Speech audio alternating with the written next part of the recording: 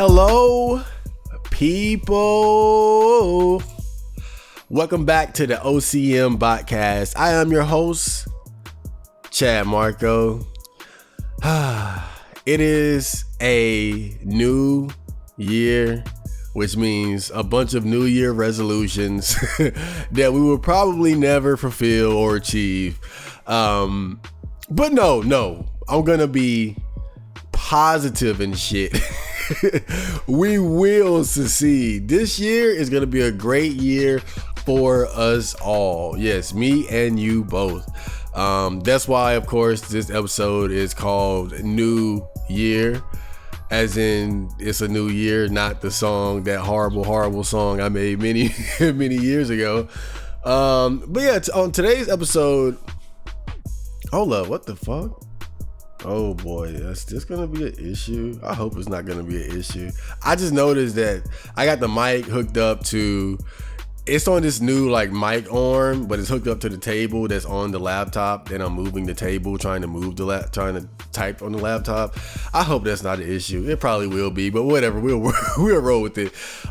So today, the main topic, of course, we're gonna do the normal shit. We're gonna do, a little bit of news, OC, thread of the day, comments and whatnot. But other than that, the main topic, I just want to talk about, because whenever New Year comes around, we all know that that's the time of, it's a time of hold up. It's bothering me now, like seeing this shit like rock like this. Oh God, I hope it's not an issue. God damn it. Okay, it's not. I'm overthinking it. It's not gonna be an issue. Okay, but as we all know, the new year is a time when it's a time for change. It's a time when people, they decide to make certain changes in their lives, and looking at this year, like when this new year rolled around, I don't really have any New Year's resolutions in particular. I feel like at this point, I know what I want to do. I know what I need to do. My issue has always been consistency and just simply not doing it. So I don't necessarily have any New Year's resolutions other than to do what I already feel like I need to do anyway. But since it is the time of change, I just took a bit of time to reflect on the changes that I've already made over the years. And so for the main topic, I am going to list 10 things or 10 changes that I've made over the years that have been very important in terms of my development as a man. So that's what we're going to be talking about today. Just little to big changes that I've made over the years. And hopefully it might inspire some of you to adopt some of these changes as well. Man, I'm not gonna lie. Well, it's not today, it's tomorrow, which is today. So it was yesterday. So yesterday, like, okay, January for me, it was a solid month, right? You guys saw how I kind of just dropped videos at the end of the month there. It was a solid month. Like, I look at it like the month of me getting into my flow. And then I was really looking forward to February, because I was like, okay, I'm just, every year, trying to start off strong, and it never quite work out. And yet again, I fall back into like those bad habits of just shit posting, eating junk food, laying around not doing shit. And it's just so weird, because I started off, as we all do, you start off so strong, and then you fall back into that fucking hole, man. And I ended up okay, I was like, okay, it's I gotta get this podcast going, I gotta get some shit done. So I run to the library, and I look at my bank statement, and I realize, like, cause I go to the library to like just do business shit without distractions. And I look at my bank statement and shit, and I realized that I got like a NSF fee for like I bought like some $5 shit with a PayPal, but the money wasn't up there somehow. I don't know. And so they tried to charge it to the bank, which didn't have the money. And so the bank charged me this fee. And I'm not saying that to sound like a victim. I totally just fucked up because I didn't handle it in time before I got dealt this fucking NSF fee, which is like $30 fucking. I'm broke as fuck.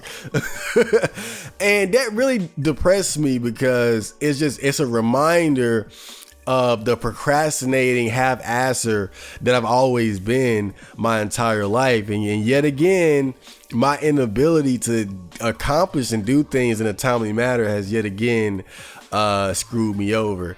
And I got so bummed out about that shit. Like, I'm in the library I wanted to just crawl under the table and just fucking die. I felt so bad about that shit. And it was the worst place. It was probably the best. Now that I think about it, it was the best place to have this mental meltdown because I couldn't just like get on 4chan and lay in my drawers and jack off and shit. I was in the fucking library when this happened. Like, it took willpower to run to the library and shit. Like, I came to the library in high spirits, but having had such a sloppy week, and then seeing that I got this fucking bank fee shit, all because I didn't pay the $5 on my PayPal. Again, I don't know how the fuck. Like, I don't know how that charge went the fuck through if I didn't have money up there, but whatever. Still, if I had just handled it earlier in the week when I had money, you know, it wouldn't have been an issue. And so it was like a reminder, like, I'm this half-assing, procrastinating fucking bitch. God damn it.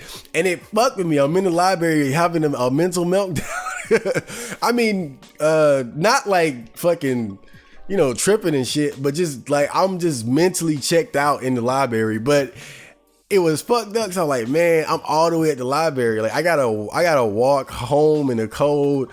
I can't leave this library without resolving this mental quagmire that I'm in now. I gotta fix this shit now because it's gonna be a cold walk, and I need some flame in me. Like, that shit just it extinguished my flame, which wasn't very bright at the time because, again, earlier this week I had fucked up and I fell out of it. It was so weird because Wednesday I went so hard. I was going hard Wednesday, probably went too hard. Like, I ran like 5 laps around the block, did like 200 push-ups. Like, I was sore as fuck. Then I donated plasma, made some money and shit.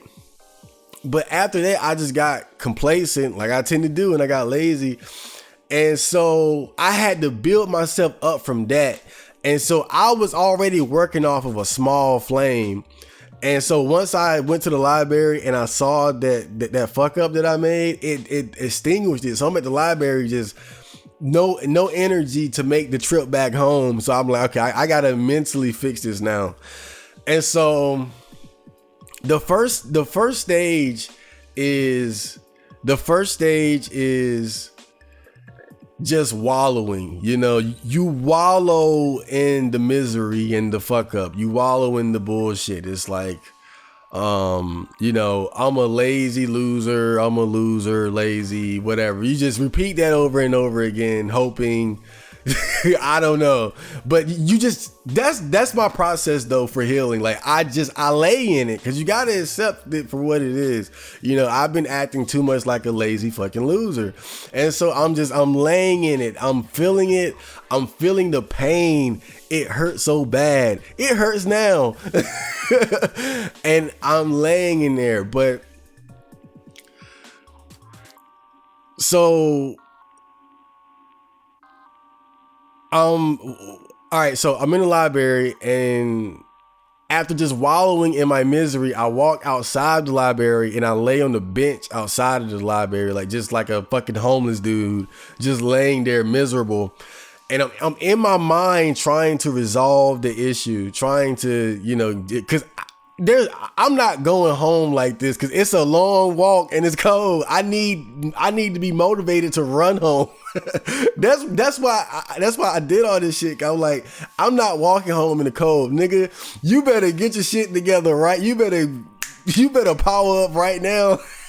It's too cold to be walking home. We gotta run. And you can't run like this, so you gotta fix this shit. And what snapped me out of it was I asked myself, are you going to give up? And I said no. And that's really all it took. And I realized at that moment that nowadays, whenever I get in that mode, whenever I get depressed, that's the question that always snaps me out of it. When I ask myself, are you going to give up on everything? Like, is this it? Is it over? Is this journey to being a great man? Is this it? Is it over, Chad? And always the answer is no. It's no way. It's no way I can give up on myself like that. I just can't. That's not in me. I got a lot of flaws. I got a lot of bullshit and weaknesses, but I can't give up on myself like that, knowing the potential that I have. So that's what snapped me out of it, and that's what reignited my flame, and I was able to run all the way back home with a smile on my face. But I just wanted to talk about that because I still struggle with depression to some degree sometimes, just not to the point of what I used to, but I still get bummed out. And this was one of those days where I really got bummed out. But again, because of the growth that I've made over the years, it's so much easier for me to snap out of it. And I literally just had to sit there. Like I got depressed at the library and I fixed it at the library. But at first I felt bad because I was like, I'm depressed at the library, I gotta walk home. But it actually ended up being in my favor because I was at the library and I didn't want to walk home depressed in the cold. I knew I had to fix it there, so I had to go deep into my spiritual well and emotions and reignite the flame that was just extinguished. But you know, it made me realize though, man, I've really procrastinated way too much. And I think back to this quote. I forgot where I read it, and I should have never forgot it. Because it's so true. But the guy, he basically described your well-being as like, it's almost like a bank balance, right?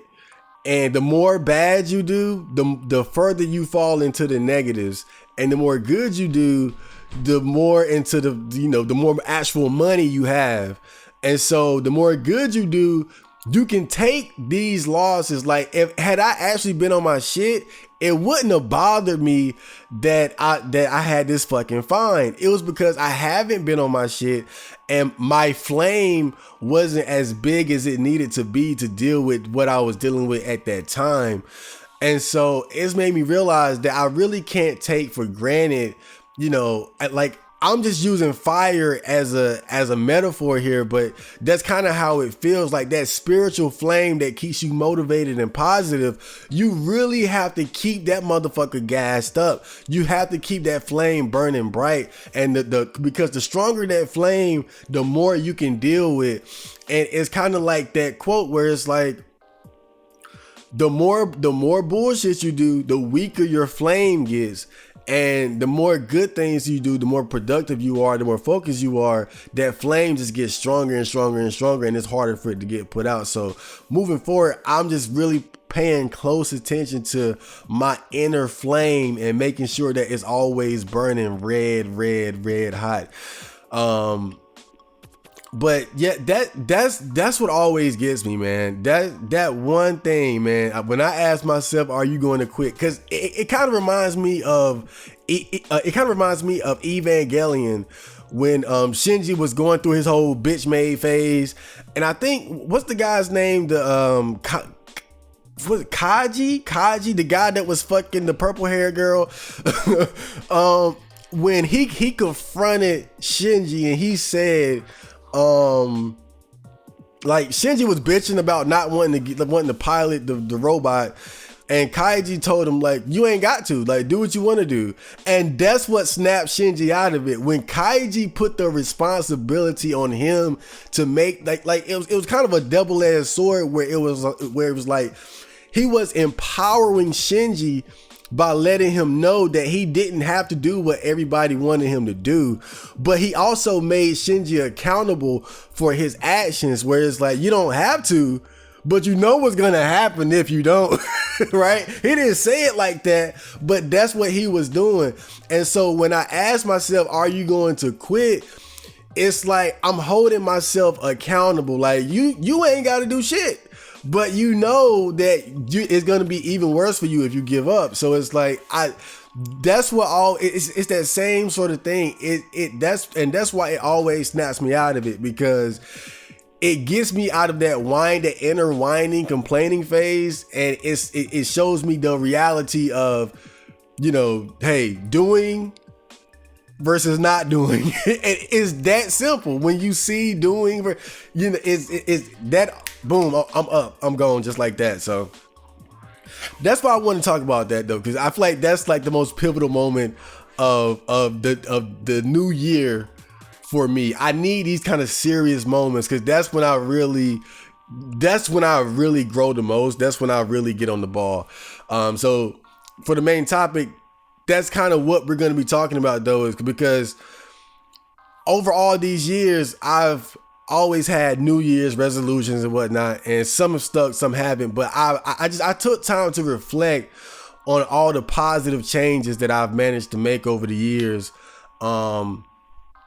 And I just wanted to list them, and it really helped me too, because it made me realize that, you know, even though most people will look at me like a loser, goddamn, like from what I was, all like the changes, all the change that I've managed to make over the years, it shows that I have made progress as far as reaching my ultimate goals and piercing the heavens with the drill and all that shit. So, but before we get into that, make sure you guys like the video, comment, subscribe, spread the word, tell everybody about the OCM podcast, tell everybody about Chad Marco, tell everybody about don't talk about R9, but tell everybody about the channel, tell your mama, tell your friends, your porn, your waifu, tell everybody about it. The OCM, the original content movement, is in full effect.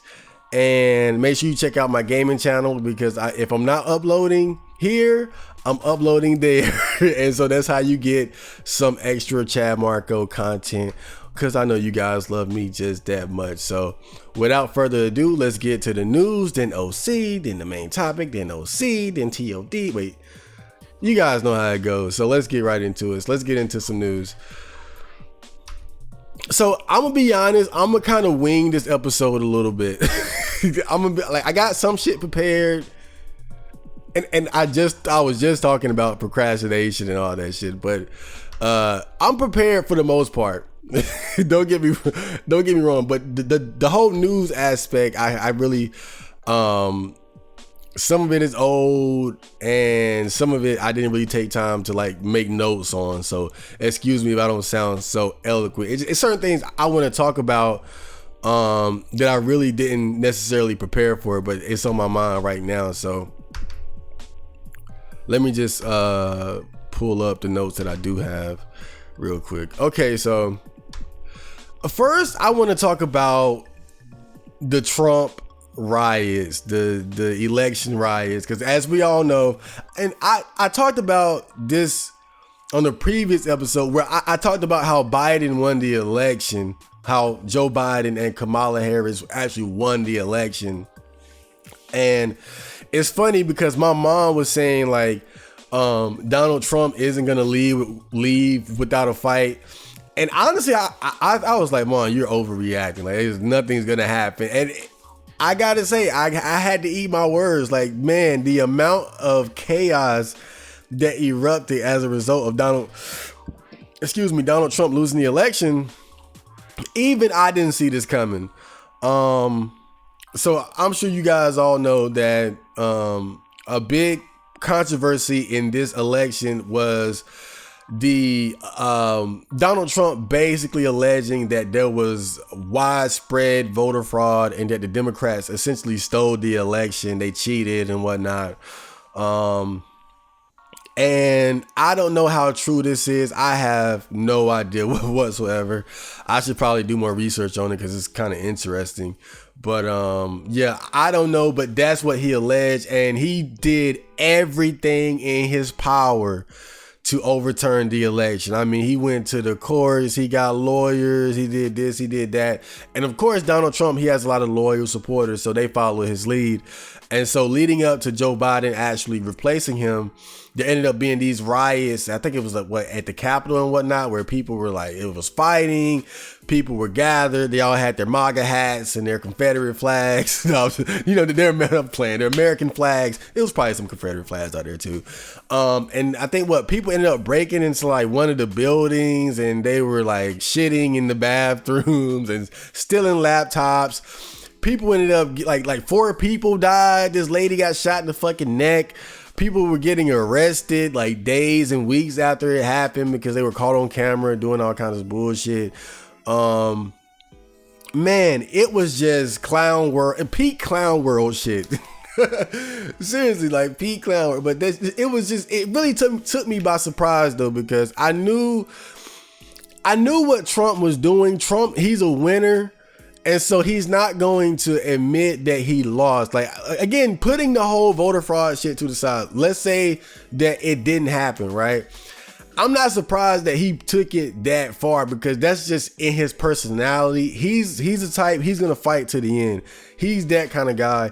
But I didn't expect it to get that serious. I didn't expect it to lead to like these big riots and people dying and shit. I didn't expect it to go that far, but I wasn't surprised when he fought the results. That's just in his personality. That's just the way that he is.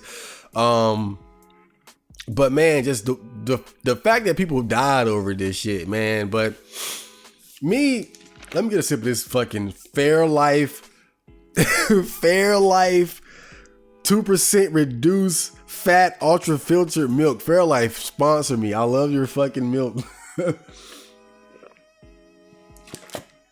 This shit turned me to a milk drinking motherfucker. I swear.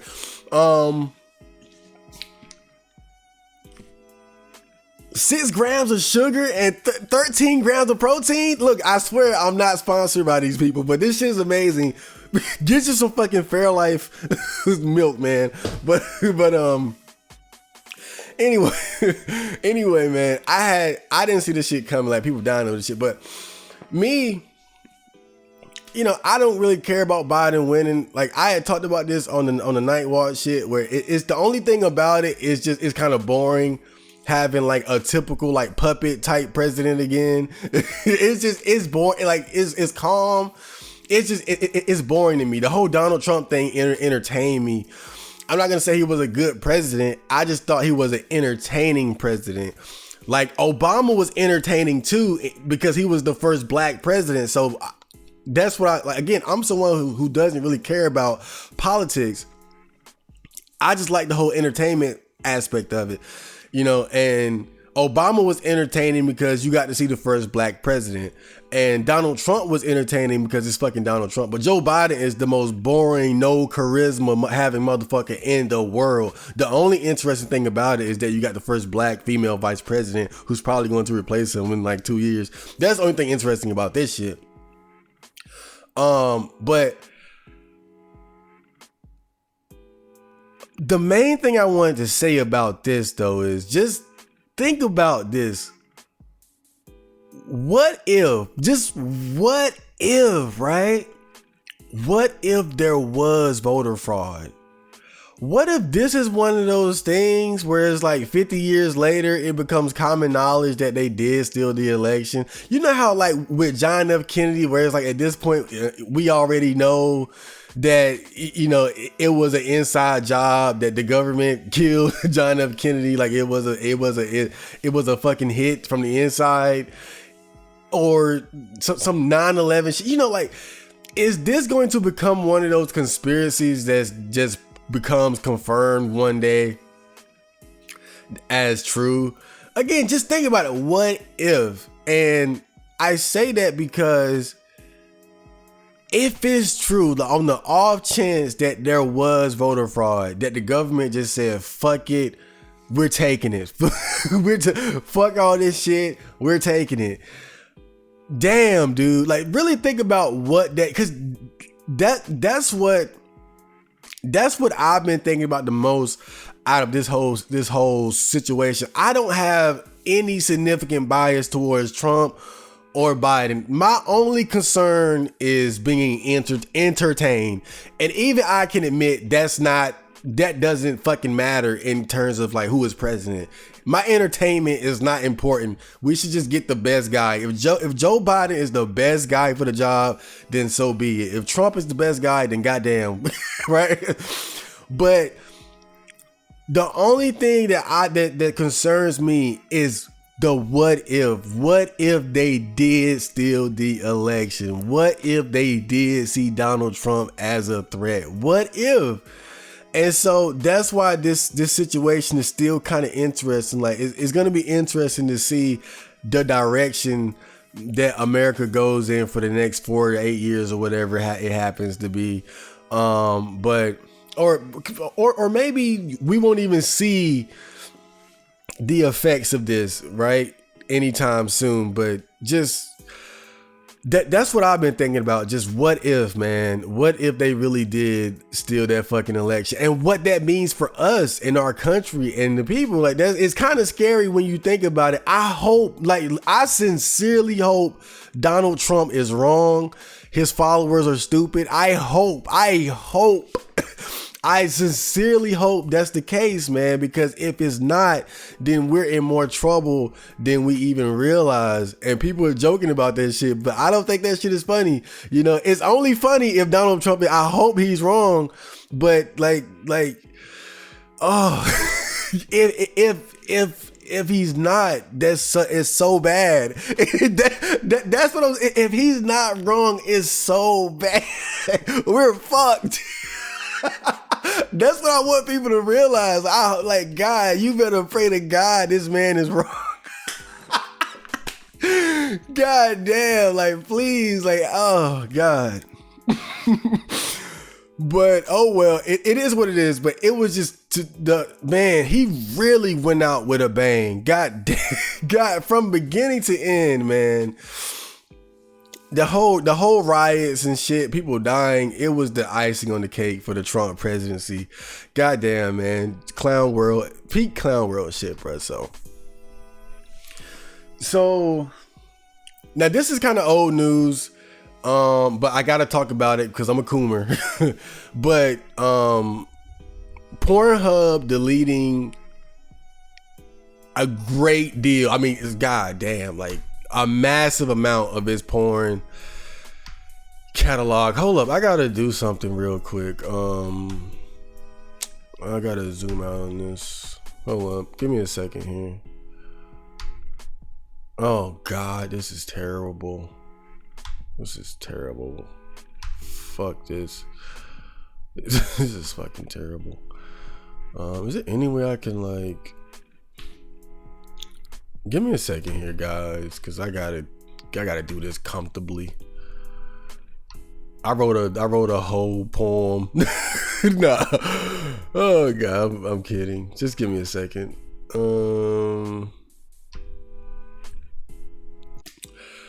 Pornhub deleting porn. So Pornhub, one of the internet's biggest porn sites, decided to delete the vast majority of its porn after being pressured by outside forces to do something about the apparent child porn or something that was on the site.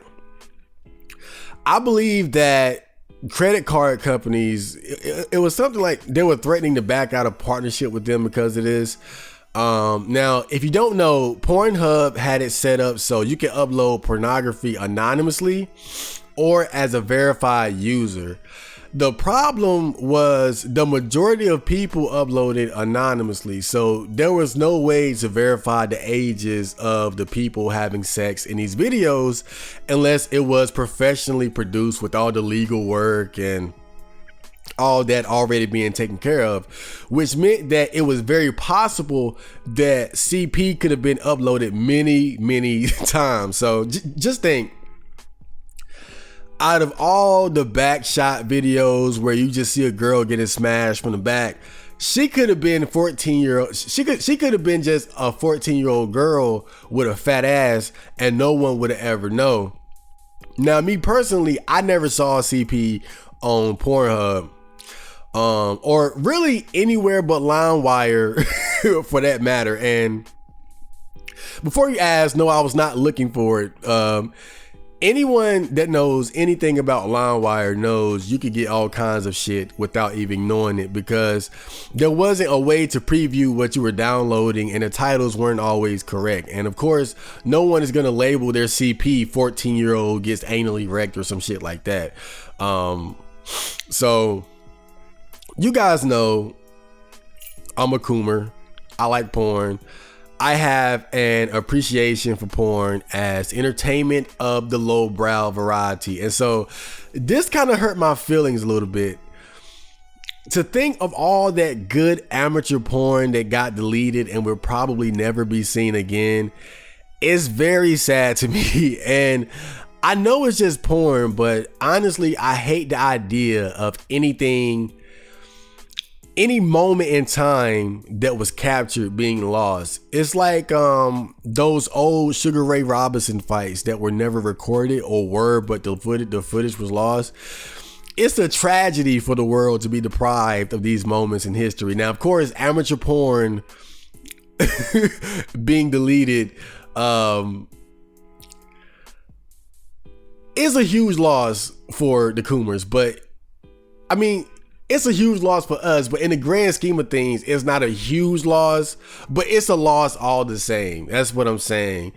It's not comparable. Like, it's not the same as like losing like fucking classic boxing footage or something like that. But it's, to me, it's still, you know, it's still kind of, it's a loss of time, you know?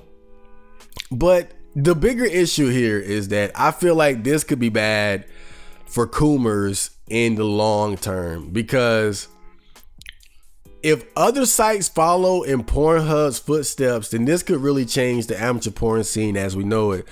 It's kind of like with YouTube, how at first everyone was doing it for the love of whatever they were doing, but once they started paying people, then everything became about, it's like everything became about revenue. You know, not getting your channel deleted or saying certain things, and then every video, like, comment, subscribe, like, comment, subscribe, like, comment, subscribe, and even I just did it. So, and like, I saw this one guy, he threatened to shut down his stream if the viewers didn't give the stream more likes, and it's like, I get it, it's part of the hustle. I'm not knocking them for what they're doing. It's part of the hustle. Like, now you make money through YouTube, so you gotta remind people, hey man, like the video, comment, subscribe, so I can get more viewers, more money. I get it. It makes sense. I'm gonna do the same thing. But it's just sad seeing something that was more laid back and free turn into something more corporate and profit driven. That's why I try to stay from doing, like just for example, right? You guys would never see me do no clickbait shit. Like, I might ask you to like, comment, like, I'll do that. That's the least you can do. But you would never see me do no clickbait type shit. That's what I'm talking about. I see guys who like good YouTubers, like good, like they on point, good quality videos, thumbnails, but they resort to trickery, clickbait shit, and it's like, I would never do no bullshit. Like, I'm not about to like, I'll ask for likes and shit, spread the word, you know, because that helps out the whole thing. But it's like, I'm not about to clickbait my fans. And I see shit like, it's like, really, nigga? Like, you that hungry for likes and money that you willing to deceive your own fans with clickbait bullshit? And I feel like amateur porn is kind of going the same way, where it's like people are uploading samples and previews and then charging you for the full video, as opposed to just being like these freaky couples who just like to fucking show it off. Like, I'm sure now if you're a veteran Coomer, you know about hoes like what is it? I deep throat. It was like some white lady named Heather or something, and she was just deep throat her boyfriend's dick.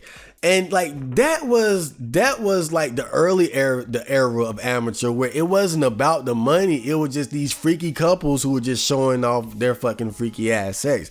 And now it's like they're giving away previews and samples and shit so they can sell you the full video later. And again, I respect the hustle. I'm not knocking them. You know, it's certain practices I don't appreciate, but I'm not, make your money, it's your right to sell whatever the fuck. It's just, it's sad seeing it kind of go that way when it used to be more about just doing it for the fun of it. And yeah, like it's not bad to get paid for the content you produce, because as you guys can see, I have my own Patreon linked below. But when it comes to porn, the dynamics between the content creator and consumer is very different. When you're talking about amateur porn, you're really just talking about pimps and hoes. It's the boyfriend pimping his girlfriend or girlfriends, or a woman selling herself. It's virtual stripping, prostitution, tricking, and all that shit. And you guys know me, not a trick, not a simp, son. So my concern is that I feel like this whole thing really just puts even more power into the hands of pimps and hoes by significantly reducing the amount of free amateur content. You force more men to pay for it, which is tricking. And the amount of power that women have over men today, I don't have to get into that, but it makes me sad. And I think this is just another level up for women in the gender wars of the modern era. Because I know when this happened, a lot of guys were like, whatever, fuck porn, Coomer is blown the fuck out. But the reason why this bothers me is because I hope for a day where we can harness the power of sex and distribute it to men around the world without them having to become simps, tricks, and being subservient to women.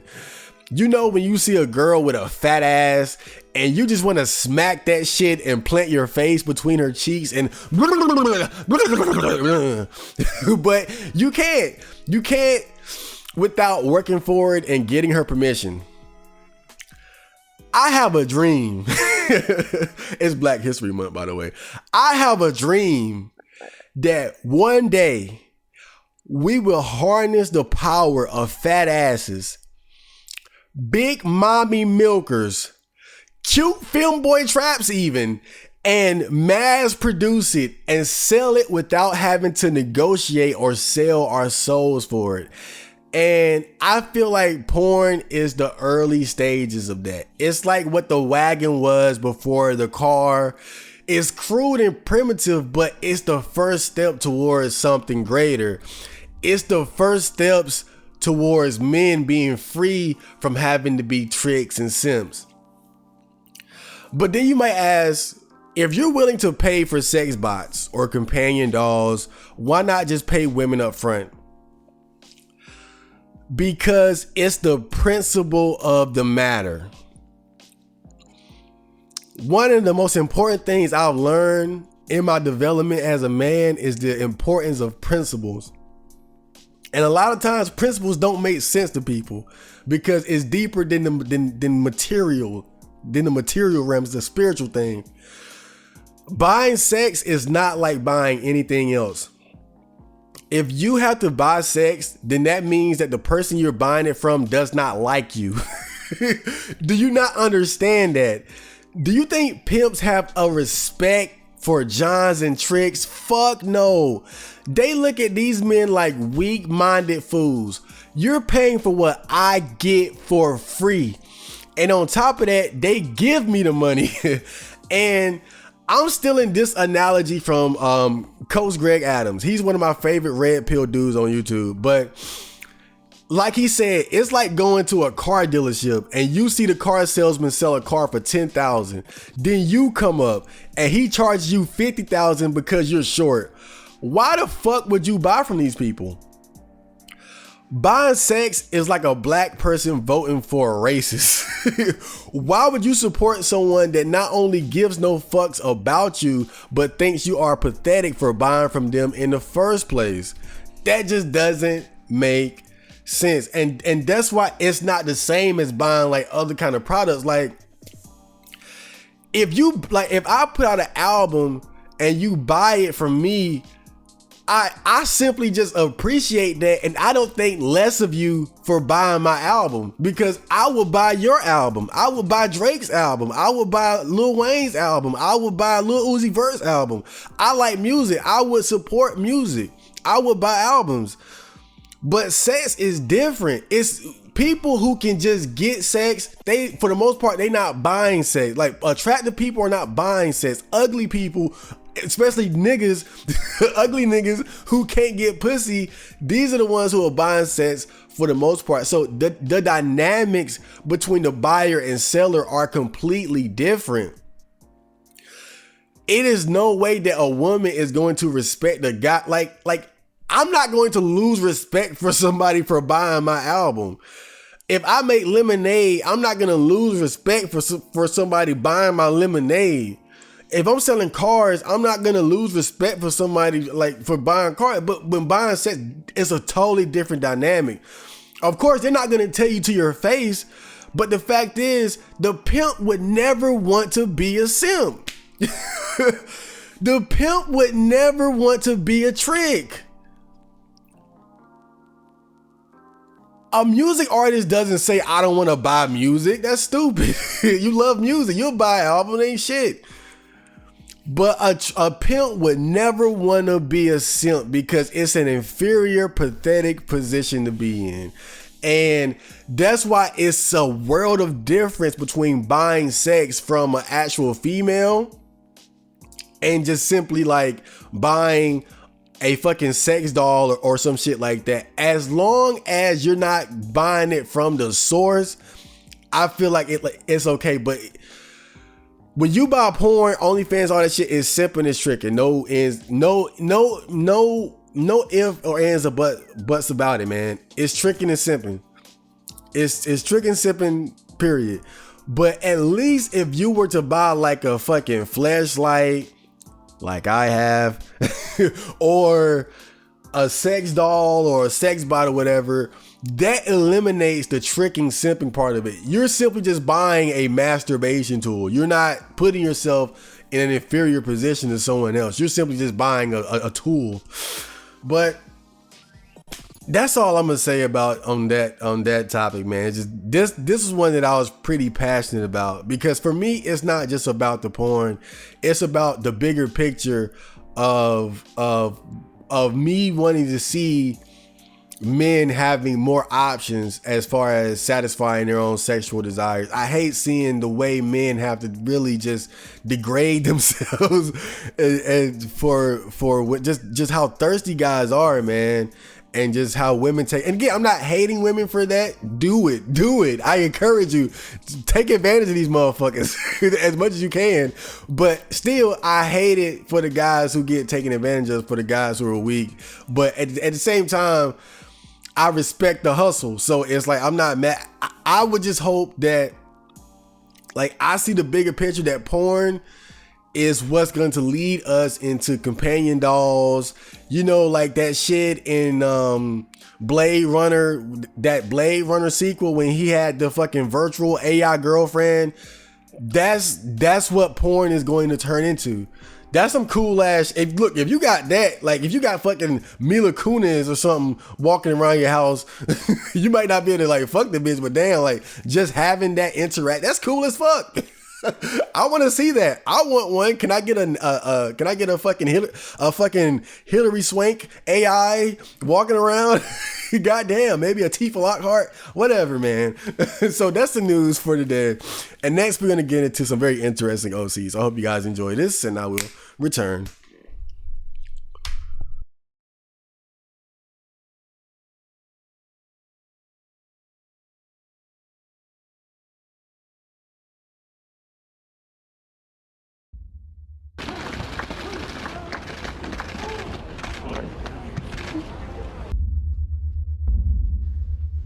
Do you think that Palantir has ever scraped data from Facebook? Senator, I'm not aware of that. Can you see?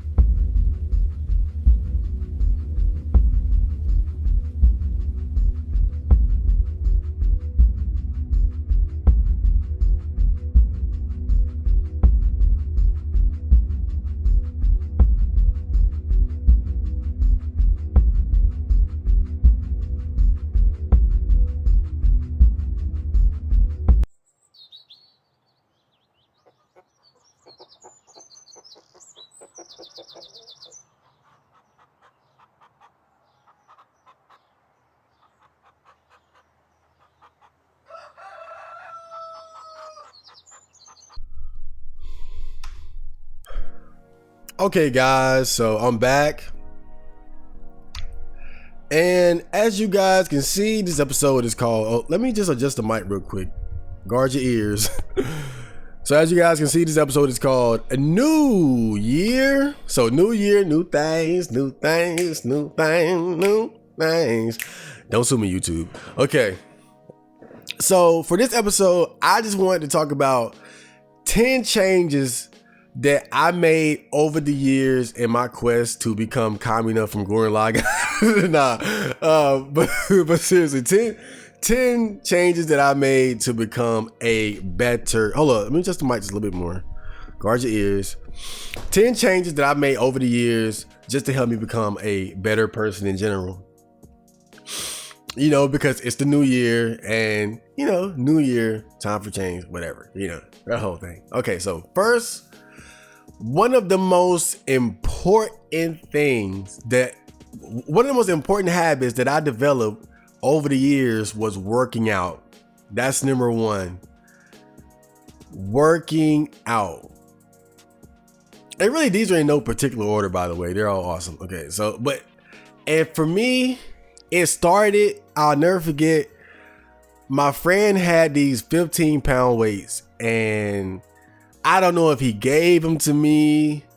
I don't know if I bought them from him or whatever, but I got these 15-pound weights from him. And I remember what I would do was I would wake up around 6 in the morning or 5 or 6 in the morning, and I would watch 2 episodes of anime.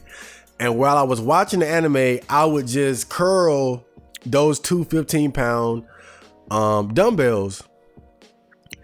And back then I watched dubbed anime, so it was easier to work out while watching anime because I didn't have to read. I just had to listen and watch.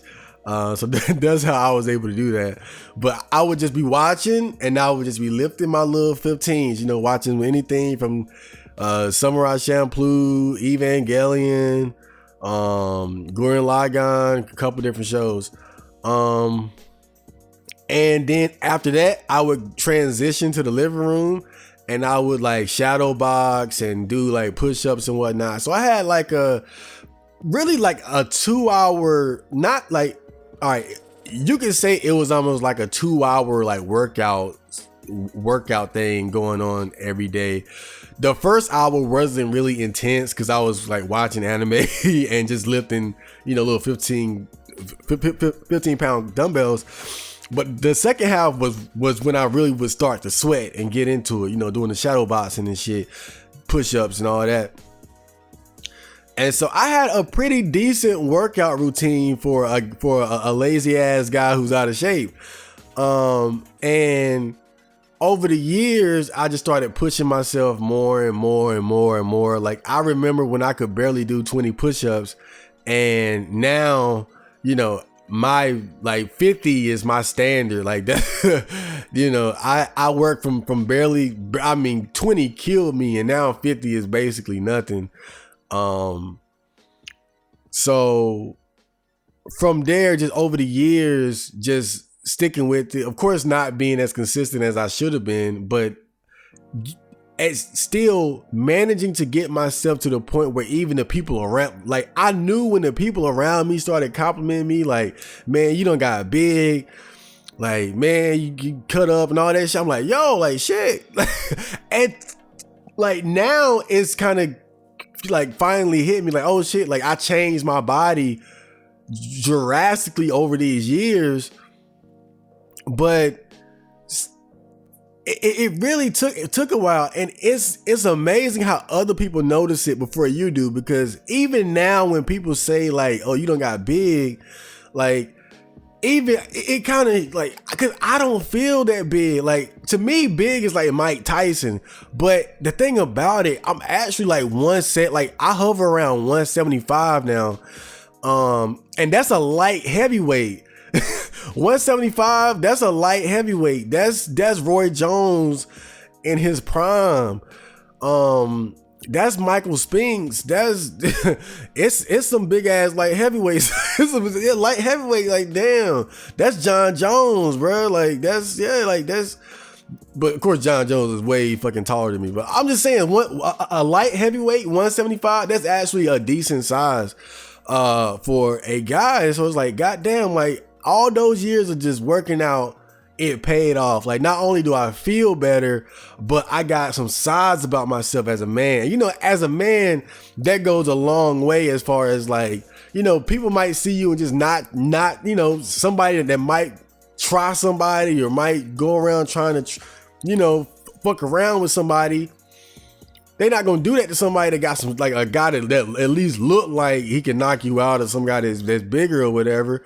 So not only do I feel better, but just what it's done for me socially, where I feel like, you know, people around me have more respect for me because I got some size now, and I look better, I look healthy, I look strong, you know.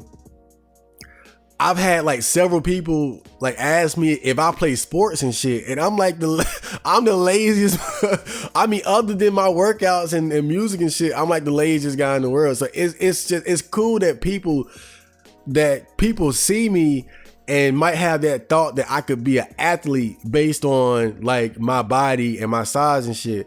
So it's worked out for me internally, but also externally and socially. So and of course, man, that social feedback, it's nothing like it, man. Especially like for somebody like me, who, you know, growing up, I was never really good at anything. I never got compliments for anything, and so now just to get some feeling of that, like people recognizing you for something. People recognizing me from running and shit, that's cool as fuck to me, man. And running as well. I don't just do like push, like now I don't have like a lot of workout equipment. I got like this, what, it's 225 pound plates on the bar, which is like 10 pounds, so it's like a 60 pound weight. And I got one 35 pound dumbbell. But that's about it. I don't have a lot of workout equipment. I just do mostly like body weight stuff, and I go running a lot. But running too. Oh man, running is probably my favorite workout of all, because that shit right there is just fun as hell. So but yeah, working out in general, that was definitely one of the most important, and vital changes to my life. And I'm so glad that I stuck with it. And the reason why I stuck with it was because I made it fun. I made working out fun. by comparing myself. You know how anime is. You always got to have your training art. So when I'm working out, I'm thinking about like the training arts and animes and shit. Like that's kind of what gets me pumped up though. Like thinking about fucking thinking about Vegeta when he's in the 300 times gravity chamber, or Goku in the hyperbolic time chamber, or thinking about Ep.0 training for a match or some shit like that. Like stuff like that motivates me. So it's like having that, it's so weird, but having that interest in anime motivated me to be a better person in a way, at least as far as like training and working out. And even my first workout started while watching anime. So that's definitely one of the most important changes that I've made. So number 2, standing up for myself. So when I was growing up, at first not so much because I wasn't conscious of like, one thing I noticed is that when I was in elementary school, I would have stood up to the biggest, meanest, hardest motherfucker. I didn't give a fuck. I was like a chihuahua. Like I had no understanding of like size. Like I remember one time I stood up to like the biggest. Whoa. God, this motherfucker looked like he was a damn 9th grader in 5th grade. And I stood up to this guy because he had took my fucking penny over a penny. I was willing to get my ass whooped over a penny. But for some reason, as I got older, I don't know what happened. Because when I think about it, when I was young, when I was like in elementary school, I didn't give a fuck. I would have fought anybody. But in middle school and high school, I became way more passive. Like people, like I let people like they smack me on the head, push me around, throw shit at me. Like nothing ever got super serious. Like I never just got my ass whooped, like just to the point of like bleeding or black eyes or nothing. But you know, like just like that. Like just how boys do with each other, just like pushing somebody around, and little simple shit. But even stuff like that, I should have never tolerated. And so reflecting, you know, getting older, past high school, past school, and taking time to reflect on these things, I realized, you know what, I have an issue with standing up for myself, and I got to deal with that. And you know, I'm not gonna say it was hard for me to admit that, but that's something that can be very uncomfortable for a man to have to confront about himself, to reflect and accept something like that. You know what? I got a problem standing up for myself. But one thing about me, I've always been brutally honest with myself. If I ever recognize that I got a weakness or something, then I keep it a buck and say, you know what? This is something I got to deal with. So, I don't know, maybe it was like I think around like 17, 18, 19 was when I started to kind of realize that, you know, just because by this point I had dropped out of school. So I'm whenever I would think back at my school life, I remembered these moments where I let people bully me, I let people push me around and shit. And I was like, you know, that wasn't cool. That was bitch made. I gotta fix that. And so, but the thing about it that I realized growing up is that once you're out of high school, I'm not gonna say this is for everybody, but this has been my experience. Once you're out of school, you don't really end up in a lot of these situations where people really try you like that, as far as like putting their hands on you and stuff like that. Like stuff like that just doesn't really happen anymore. Past high school, maybe like a few times, but it's like the older I get, the less you see shit like that. That's mostly like a young man thing, with like a teenager thing, when you're like just roughhousing all that shit. Like as you get older, you don't have those opportunities. But what I'm saying is that what was hard for me dealing with it was like, I knew I could stand up for myself if I just made the decision to do it, but I didn't have like those tests anymore to prove it. And that's what was fucking with me. But of course, you don't just go around looking for fights and shit like that. So it's like, I just had to hold it. I got to just hold You know, I was a whole bitch in middle and high school, and I gotta hold that. It's terrible. And I'm gonna talk more about my experiences with bullying in a whole, because that needs a whole episode. But still, having recognized this, I was like, because the thing about standing up for yourself, it's not just about fighting and all that shit.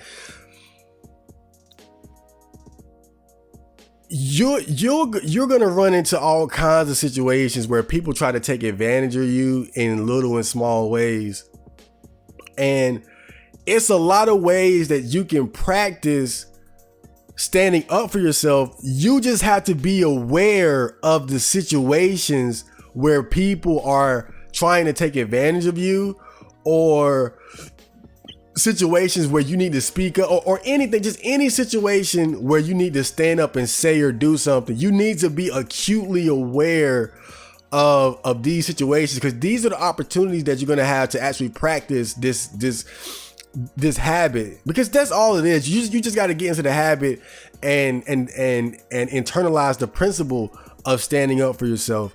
And I can remember one of the earliest examples of this,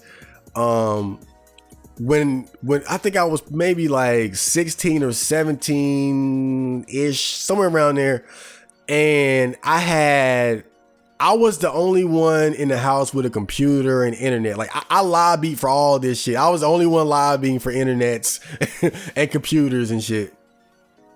So I had a computer with internet in my room. And I remember one day my sister, she asked because she used my computer. And I was like, cool, whatever. But what ended up happening was, like, all her friends came over and they were all in my room just on the computer and shit, like on the internet. And like, I wouldn't have gave a fuck, but it's like they totally took my space. They took my whole space for like 3 hours. And that really bothered me. And so, but I can remember in that moment, and this is when I began to understand the science of standing up for yourself, and also the psychology of wanting to avoid conflict. I remember in that moment, I had a moment with myself where I was engaged with my emotions. And this is what it comes down to when it comes to knowing when you need to stand up. I was engaged with my emotions. And I knew, all right, what she did made me very uncomfortable. I need to confront her so that she doesn't do it again, and I don't have to experience this discomfort again. And so, as awkward as it was, because again, at this point, I'm not used to standing up for myself in these kind of moments. I'm used to just letting shit slide and avoiding conflict as much as I can. But I confronted her about it and said, you know what, I didn't, in the future, you can't do that.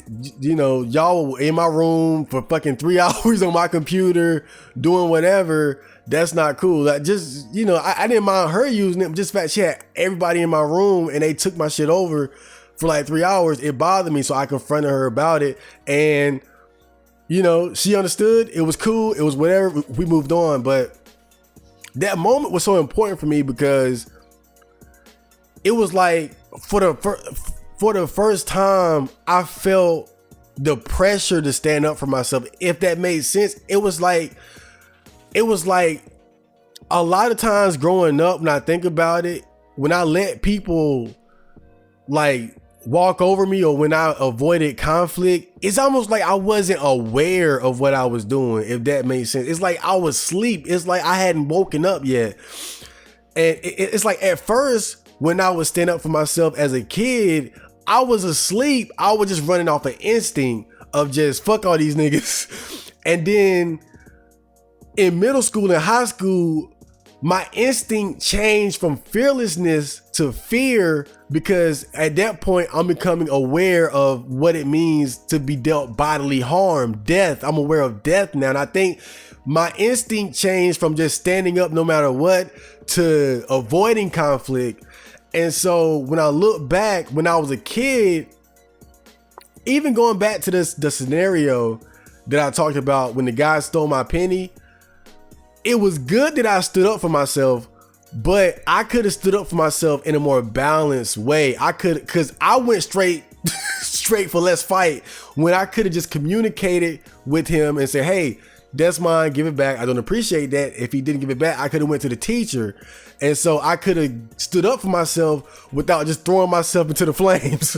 Sometimes you got to throw yourself in the flames, but I think standing up for yourself is a balance where where it's not about just going from 0 to 100. You do that when you got to, but if you can de-escalate the situation, if you can communicate and negotiate and come to an understanding, you want to try that. But sometimes you can't, and you just gotta fight. You gotta put your life and your health on the line.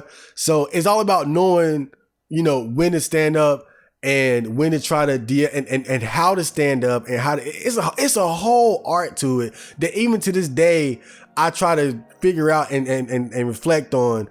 But the whole point is that now I'm much more acutely aware of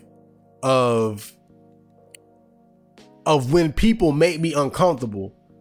And that's what it comes down to, is that you have to be engaged with your emotional state at all times. Not to be emotional, but to be engaged with your emotions so that okay, this person did this and it made me feel like that. I don't want to feel like that, so I need to confront this person about this. And so now I hate, in some way, I feel like I'm too on guard sometimes around people. But again, it's just knowing that I have an issue with standing up for myself and avoiding conflict. I have to be engaged and aware of when I feel like somebody disrespects me and immediately pushing myself to go ahead and confront the situation head on. And more recently, just for example, another small example, but still, I was in the store in line and somebody got right in front of me. And I just calmly walked up to him and said, hey, you jumped in front of me. I was in line. And he was like, oh, I didn't know you were in line. And it kind of made sense because I had one thing and I had it on the shelf, not even on the conveyor belt. And I was reading a magazine. So when he told me, and I saw, when I confronted him and I saw his reaction, I knew he was telling the truth, because when I thought about it, I was like, oh yeah, I was kind of off on the side reading a magazine. It ain't like I had a grocery cart full of shit. I had one thing. And so I'm assuming that he just saw me looking like I was chilling in the store, but I was actually in line. But what I'm saying is if I was unbalanced, then I would have overreacted and said, hey, motherfucker, you got it, bitch ass white boy. If I was unbalanced, I would have did something like that. And if I was too passive, I would have just said, oh, well, he got in front of me, but I'm gonna avoid, it's not a big deal. I'm gonna avoid this one, you know what I'm saying? And so now I feel like I'm way more balanced, where it's I know how to stand up for myself. And what I learned is that the first step is usually communication. Stay calm, communicate. Hey, I was in line, you jumped in front of me. And that's happened to me like 3 times. And it's always usually a misunderstanding or whatever. But that's what it comes down to, bro. Is you have to be engaged with your emotions and aware of when people make you uncomfortable, and then confront them. That's really all it is being aware of when people make you uncomfortable or disrespect you, and then confront them about it right then and there. Oh man, I just did the fucking AMS finger hand rub. Oh my God. Oh man. Okay, so number 3, reading books. This was a big one, and I still don't feel like I read as much as I should, but man, I kind of as far as reading, I still read books, but there was a period where I was more on it than I am now. And thinking about it now, it makes me realize that I really need to get back on that shit because it helped me so much. Reading books, and I'm talking like self-help books, not Dungeons and Dragons books. Even though I think, you know, it's good to read, period. Reading self-help books in particular, I feel like played a great role in me reaching a higher level of spiritual and mental health, which is what leads to physical health. Just consuming wisdom and positivity and knowledge and tips on how to live your life and improve yourself. It did so much for me. And I'm just trying to think of a couple books off the top of my head. The Power of Now by Eckhart Tolle. I hate that name. 48 Laws of Power, The Art of War, Way of the Superior Man. That's probably like my favorite book. Interview with the Devil. What 7 Habits of Highly Successful. It's a lot of books. But mostly of the self-improvement variety. A book on the various major philosophers throughout the ages. A lot of different books, man. And even the Bible. There's a lot of good wisdom in the Bible too. But just reading and consuming knowledge, valuable knowledge and wisdom, I just feel like it's essential because what I'm learning so much about life is that so much of your results.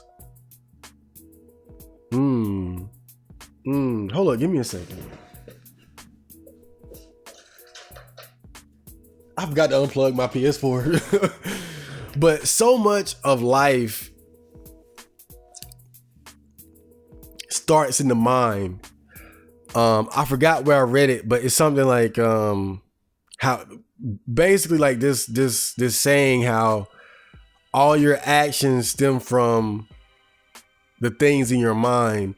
And that's why I think it's so important to put positive things in your mind. And it's like with reading books, I prefer audiobooks to be honest, but you know, it's the same shit.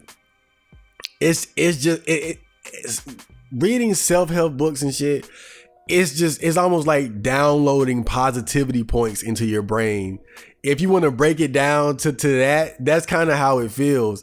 And with so many different sources of negativity in the world, like you see all the violence, you see the death, you see the chaos, the sickness, the unhappiness, the depression, all the different issues.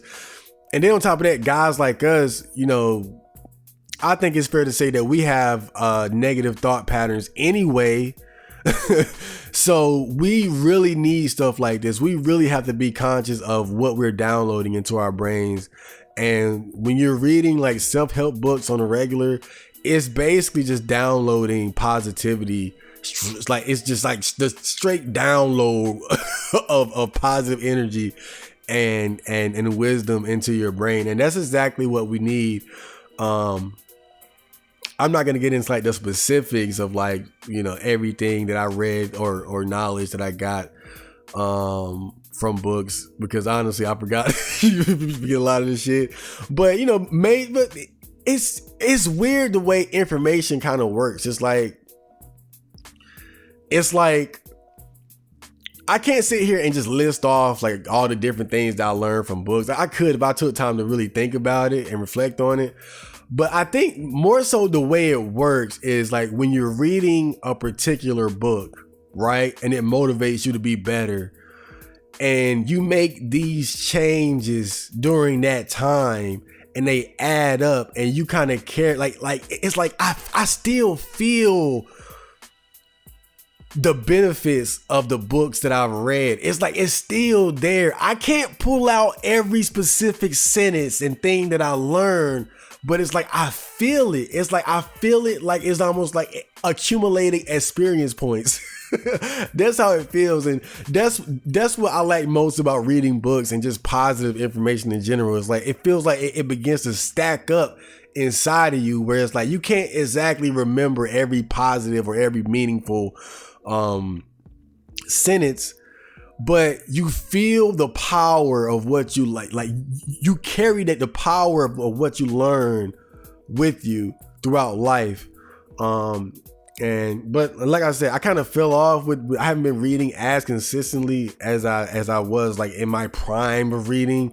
But that's definitely, if I got any fucking New Year's resolution, it's just definitely read more than I ever have. So number 4, learning female nature. We as, that might sound weird as someone who ain't never got a whiff of the pussy, but I feel like the time I spent learning about women, learning about dating, reading, everything from reading The Game by Neil Strauss, looking at all those PUA videos, red pill videos, incel content, black pill, purple pill, ecstasy pill, all that shit. All the dating coaches of the modern era, like Alpha Male Strategies, Coach Greg Adams, Kevin Samuels, all that shit, Anthony Spade, all that shit, man. And it's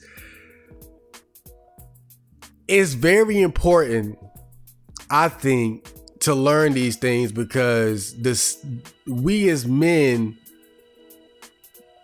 the sex drive, how strong it is, how much, I mean, we all see it online when guys don't have this part of their life in order. What happens to these guys who end up miserable and alone, or these guys who end up in toxic relationships, men, because I'm not just talking about virgins here, I'm talking about men. Like, it is not dealing with your sex drive correctly can fuck with you, and no matter what your level is. If you a loser who ain't getting pussy, and you're depressed about it, or even if you're a fucking celebrity getting all the bitches, but you getting bitches pregnant and they getting money off you, or you getting divorced, raped by your wife, this not knowing female nature can affect you at whatever level you're on. It can affect you, and that's why I think it's important for all men to understand female nature. And what do I mean by female nature? I think when I say female nature, I just mean the tendencies and habits of women that have been observed to be the most common patterns, right? That's the basic way of saying it, or just the dynamics of dating between men and women. It's important to understand these things. Like, I'm gonna just give a quick example, right? I got a friend, and he's in a relationship now, but before they were at the point they are at now, you got to go through the whole, you meet the girl, you court them and all that. So as we're hanging out, he's telling me about this girl that he met, and he's basically just giving me the play-by-play, everything from when he first met her to when they started going out and hanging out, kicking it and whatnot, and all the drama into them becoming official and all that. And so I'm sitting there and he's telling me all this, and I'm just like, red flag, red flag, red flag, red flag, red flag, trying to not trying to exactly tell him what to do, because I know, guys, they're not gonna listen anyway, but trying to give him a little advice here and there, and of course he ain't fucking listening. But it was interesting having him telling me his situation with this girl, because off of everything that I've learned about women throughout the years, everything I learned about dating and female nature, I was able to identify every red flag simply by him telling me about his experiences with her and the development of the relationship leading towards them actually being a couple. It was I felt bad for him because I could see him going in the wrong direction. I could tell that he was just going to end up in a toxic relationship. But what I liked about this situation was that it confirmed my ability and to assess and analyze female behavior and know when you're dealing with a toxic woman. Like it's so much easier for me to like I can sniff out a toxic bitch like it's nothing now. I can it's the way they talk, the shit they say. I can smell. Oh, I can just smell it. Like I can see I can smell the toxicity from a mile away.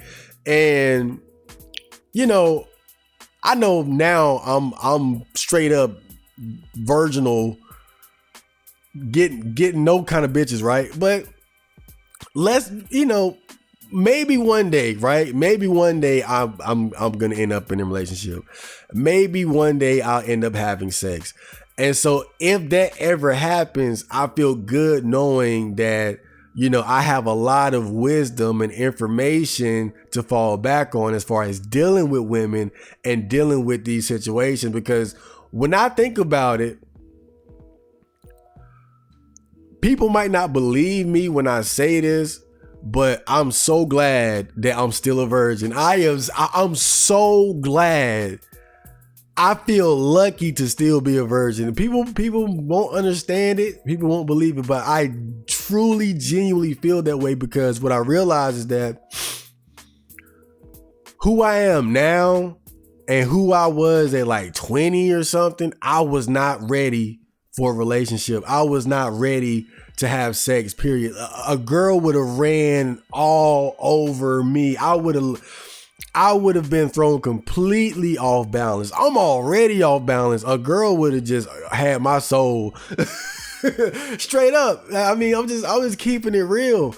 And so, but having stayed away from dating, having stayed away from having sex, having avoided these things and not pursued them for the most part, it kept me safe from myself because I really didn't have the wisdom and the understanding to deal with women now, not saying like now I just got everything figured out, because you never have everything figured out, but I will feel a lot better about getting into a relationship and having sex now than when I was like 20, 21, 22, because I was still, again, I was just starting to learn these things, but really not to the degree that I have now. Like I would say really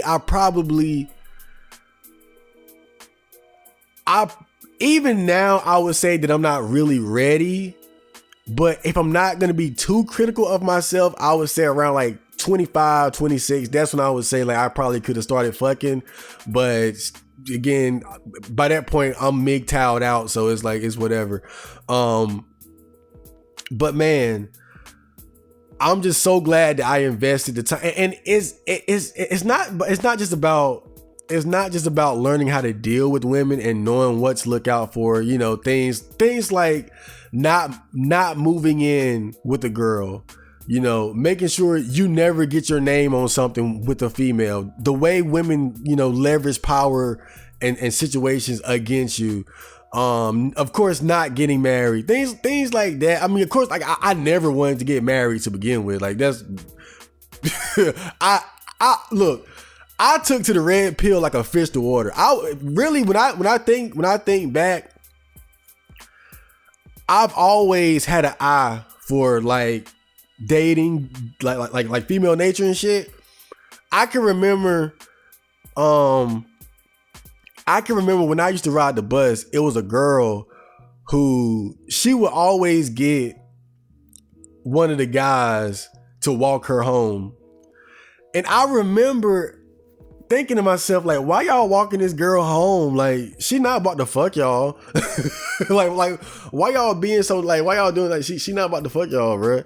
And I was probably like overthinking it then, like probably being too mean, because she was a girl and she got to walk home alone. But still, even then, I was aware of the transactional nature of relationships. In my mind, I'm thinking, why are you being her bodyguard and you're not fucking her? I thought the police was outside. Got it. But see, you know how you see that fucking light? But I'm sitting there thinking like, why are you guys signing up to be her fucking bodyguard, her temporary bodyguard? Y'all not fucking her. So again, I was kind of being mean, but still, I even at that age, I saw the transaction. And so, and even like, I remember at a young age, like not knowing, like, man, I ain't trying to end up on child support. Man, getting married seems stupid as fuck. So that's why I took to this red pill shit like a fish to water, because I already saw the bullshit. I already saw it through the Matrix and all that, to some degree. But still, like, it's so much more to it than that. And just for example, like I said, not moving in with a girl.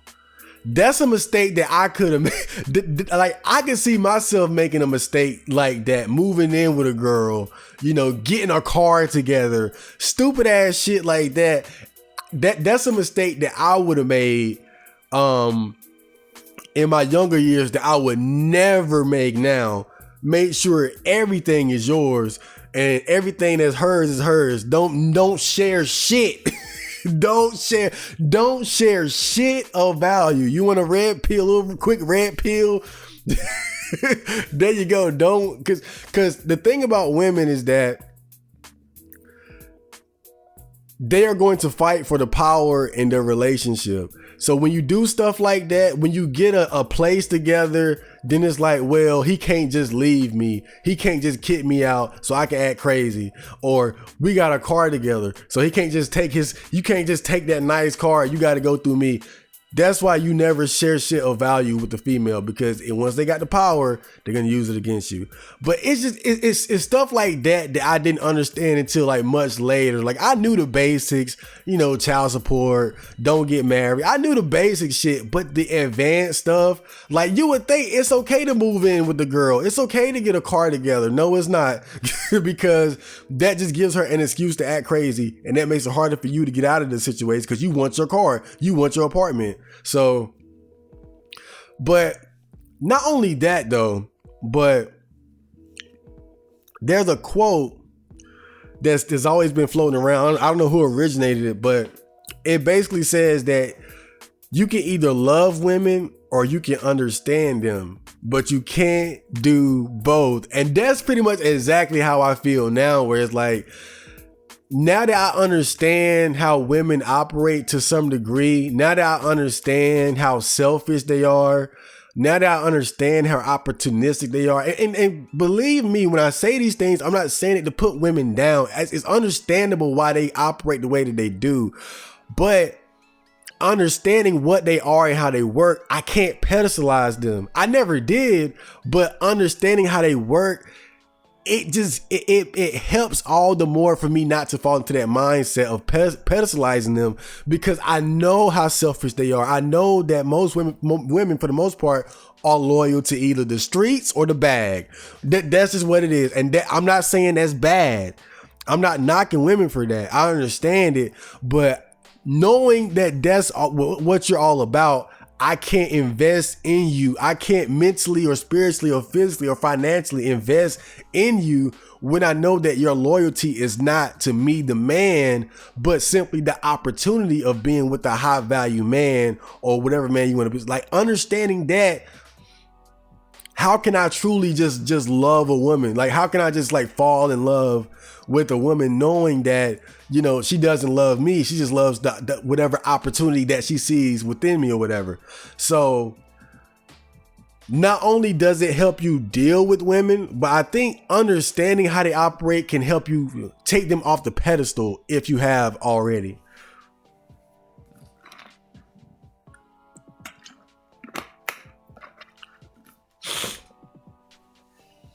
So the next one, brushing my motherfucking teeth.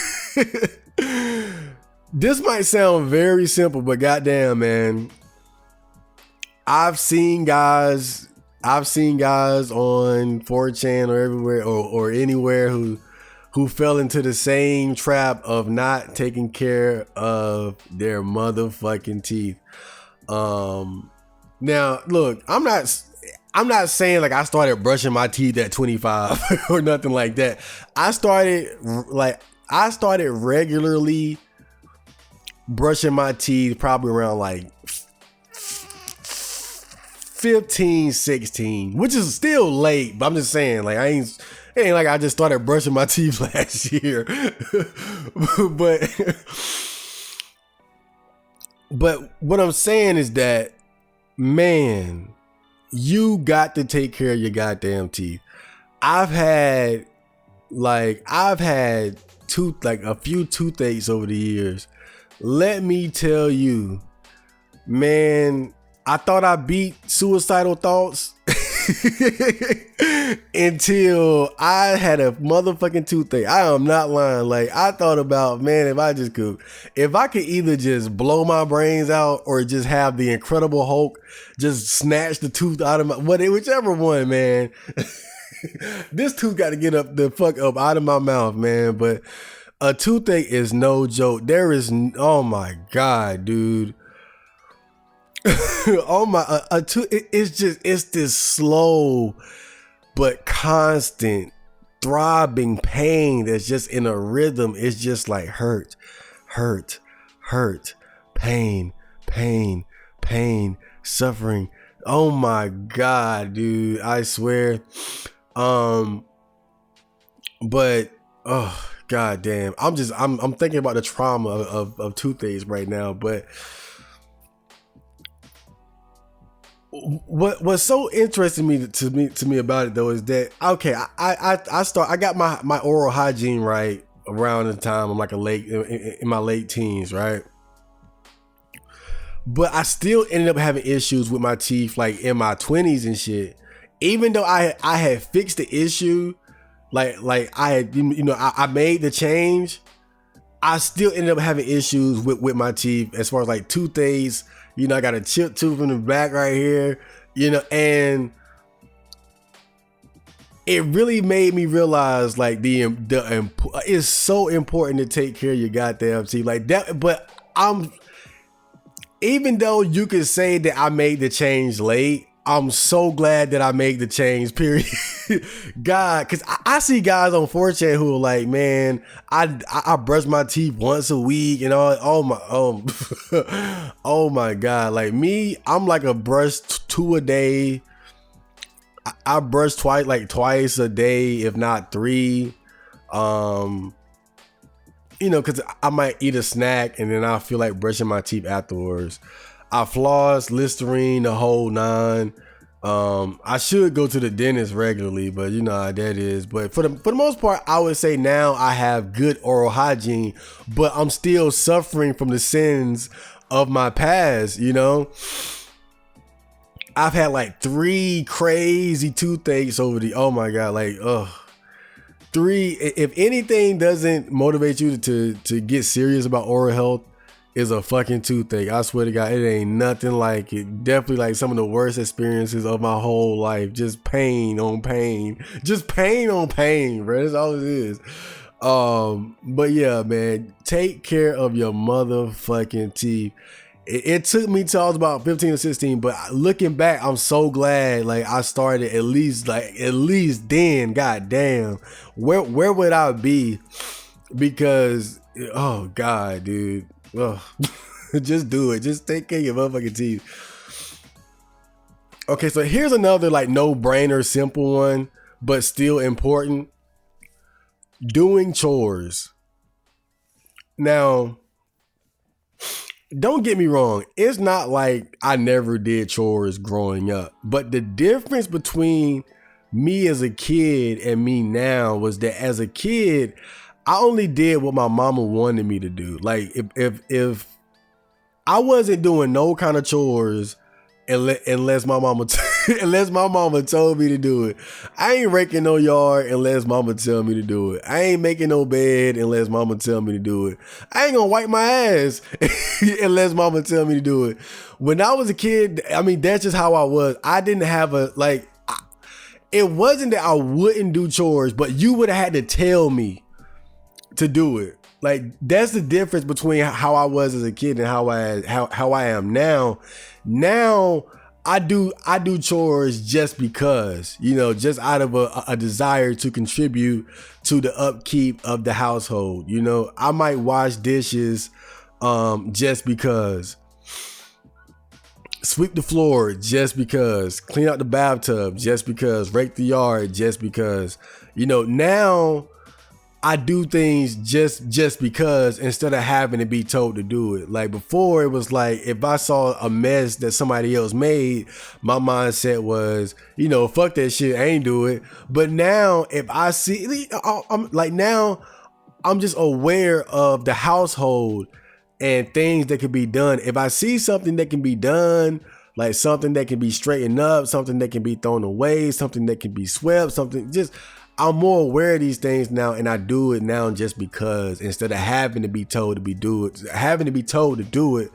And I think that's one of the major changes that I've made over the years, is transitioning from that boy mind state of just, you gotta, tell me to do chores, to understanding that I need to be doing these things anyway.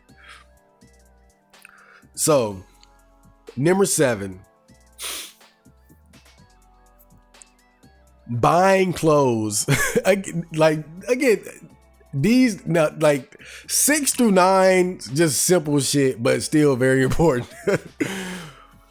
But yeah, no, 5 through 9, this is real simple shit, but very important. But yes, number 7, buying clothes.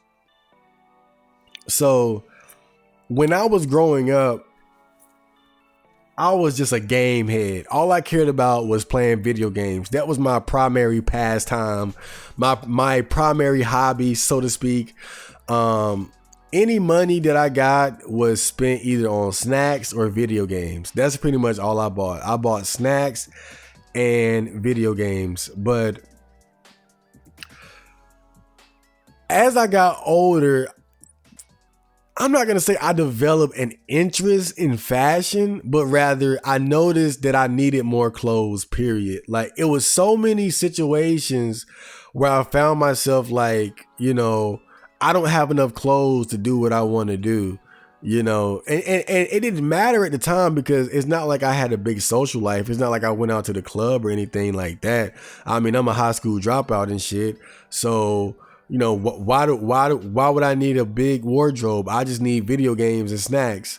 But as I began to get more into self-improvement and, wanting to better myself, I recognized that, I needed a bigger wardrobe, because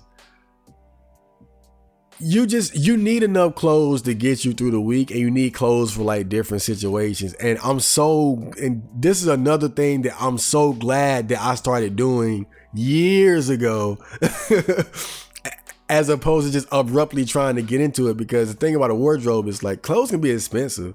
Well, if you broke anyway, like I am, especially if you broke like I am, because if I get $20 right there, it's like, I gotta decide, like, am I gonna have like a snack and a new game, or a snack and a pair of pants that I'm probably not even gonna wear today? You see, and that's what always kind of prevented me from buying clothes, was just that I didn't see the long-term benefit of building up a wardrobe. But it really does pay off when it's like, especially now, again, I don't have a big social life, but it's like, if I do gotta go out, if I do gotta just go out, and for whatever reason, like now, especially like during the summer and whatnot, I take regular trips uptown to the mall and to Walmart, GameStop, different stores and whatnot. I work out a lot now, so I need workout clothes. Again, I don't have a big social life, so it's not like I need a huge wardrobe, but just always having something to wear is what I'm saying. Just always having something for the occasion is essential. I know I got my winter clothes, I got my coats, I got my pants. Really, I need more pairs of pants, even now, but still. I had just bought a new pair like a couple weeks ago. But yeah, generally speaking, I got clothes for the occasion. I got summer clothes. I got winter clothes. Like I got coats. I got my hoodies. I got my tank tops. I got my short sleeves. I got my long sleeves. I got my shorts. I got a couple of pair of pants. But it's still some things that I need. I got my hats. Got my toboggan. Got the gloves. You know, but it's just making sure that you have clothes for any time, that you're prepared and have clothes for any occasion that might come up. So number 8, going out more. Now,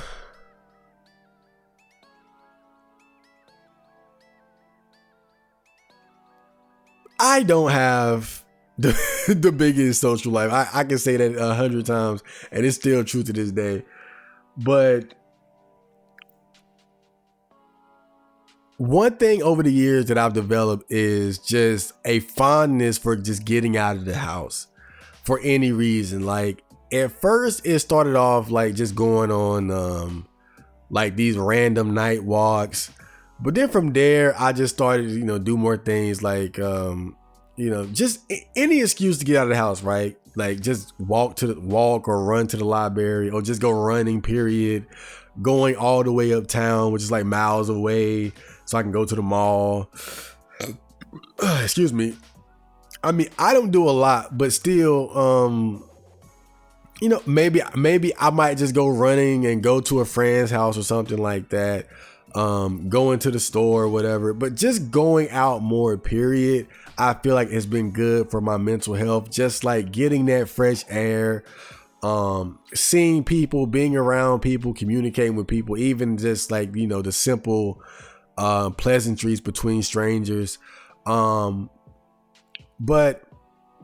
what I'm going to tie into this is also just socializing to some degree. Like when I say going out, I don't mean just going outside and staring at the fucking sun. just part of it is just being around people and interacting with people, even strangers. Because going back to like number 2 is, again, not just avoiding conflict, but really avoiding people as well. One thing I've come to understand is like, if I'm ever going to get anywhere in life, I'm going to have to deal with people.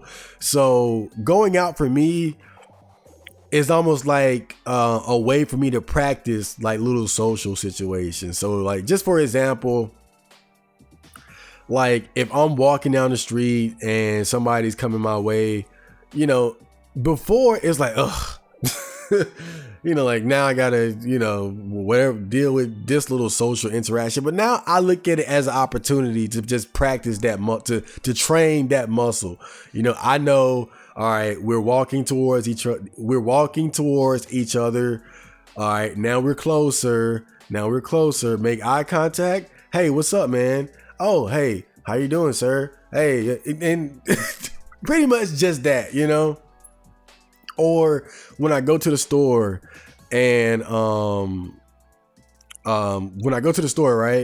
and I go to the cashier to pay for something. I remember when I was younger, like if the cashier would say like, how are you doing? Sometimes I wouldn't even say shit. I would have my headphones on. But now, like if I go to the store and I'm buying something and the cashier says like, hey, how you doing? I know how to enthusiastically say like, hey, I'm doing great, or I'm doing fantastic. And I notice how people respond to that. People respond to genuine, like genuine expression instead of just saying, I'm good. You can say, hey, I'm doing great. And people feed off that energy. I notice people react to that energy. They kind of surprised when I do shit like that. But and even like after I'm done paying for it, I always make sure that I say thank you.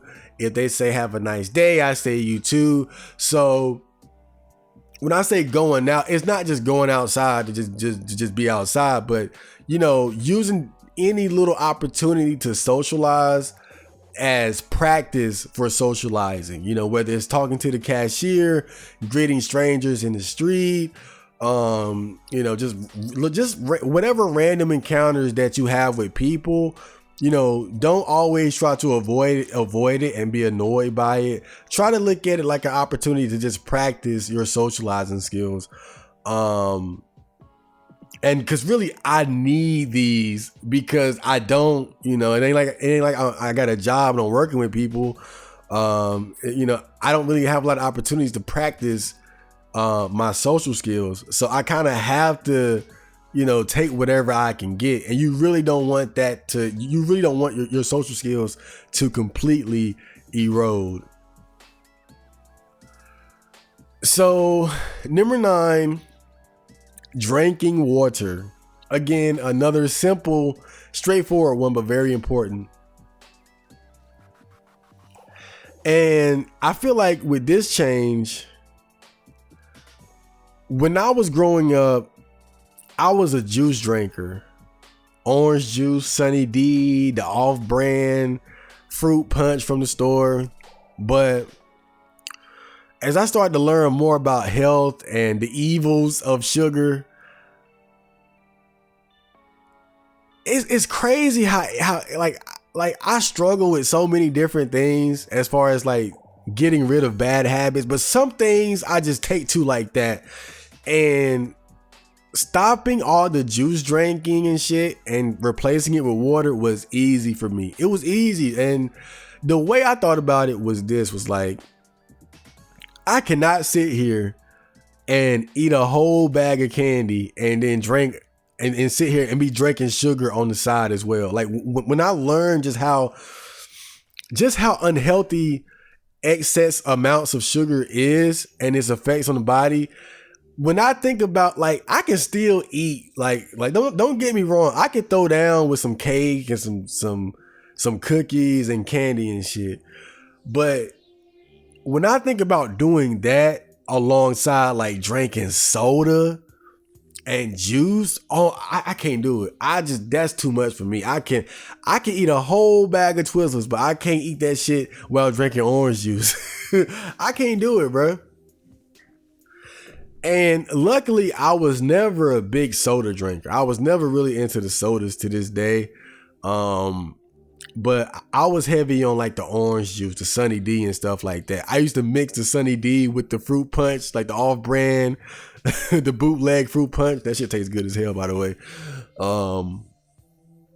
But that was one of the easier changes for me to make. Like just making that connection. Like, man, I can't be eating sugar and drinking it at the same time. That's just a no-brainer, bro. I can't do that, bro. It's like, goddamn, if you're gonna smoke crack, don't do heroin at the same time. You know what I'm saying?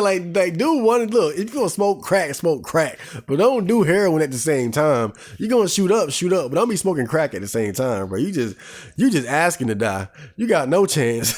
So I can't be drinking sugar and eating it at the same time. I just can't be doing it. I mean, don't get me wrong. Every now and then I still get a sip. I sip, some chocolate milk or some orange juice or whatever. But generally speaking, I say that 80% of what I drink is water. The other 20% is a combination of like zero sugar, sweetened drinks, 0 calorie energy drinks, diet soda. I say I worked it to about an 80-20 balance, which is pretty good. So last but not least, finding your purpose, dreams, goals. Those are the words that you hear very often now in the manosphere. AMS, he calls it purpose. Anthony Spade, he calls it dreams. Coach Greg Adams, free agent lifestyle, whatever. But whatever you want to call it, I like calling it purpose. I kind of hate calling it that now because AMS, he kind of got that on lock. Whenever I say purpose now, I feel like I'm taking it from him. But we're all talking about the same shit, though. It's something that applies to all men, though. It's just like finding your purpose. This was probably the most important thing for me, and I feel like it didn't click until I was like 25. And when I say purpose, like when I say purpose, like I don't just mean like for me, you might think that means music, right? But that's not really it. That's part of it. But purpose can mean something different for everybody. You know, for some men, purpose is their family or their kids or something like that. But, excuse me. But that's not always the case. And I think for me, the best way I can describe my purpose is, I feel like my purpose is to live up to my potential and to enjoy life. That's what I feel like my purpose is to live up to my potential as far as like what I'm capable of doing for myself and other people, and to enjoy life. And of course, you can break that down into music, content creation, podcasting.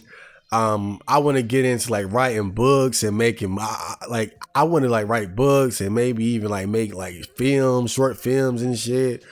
Just create stuff in general and sharing it with other people.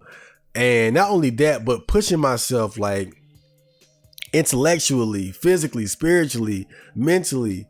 You know, how fast can I run? How strong can I get? How smart can I become?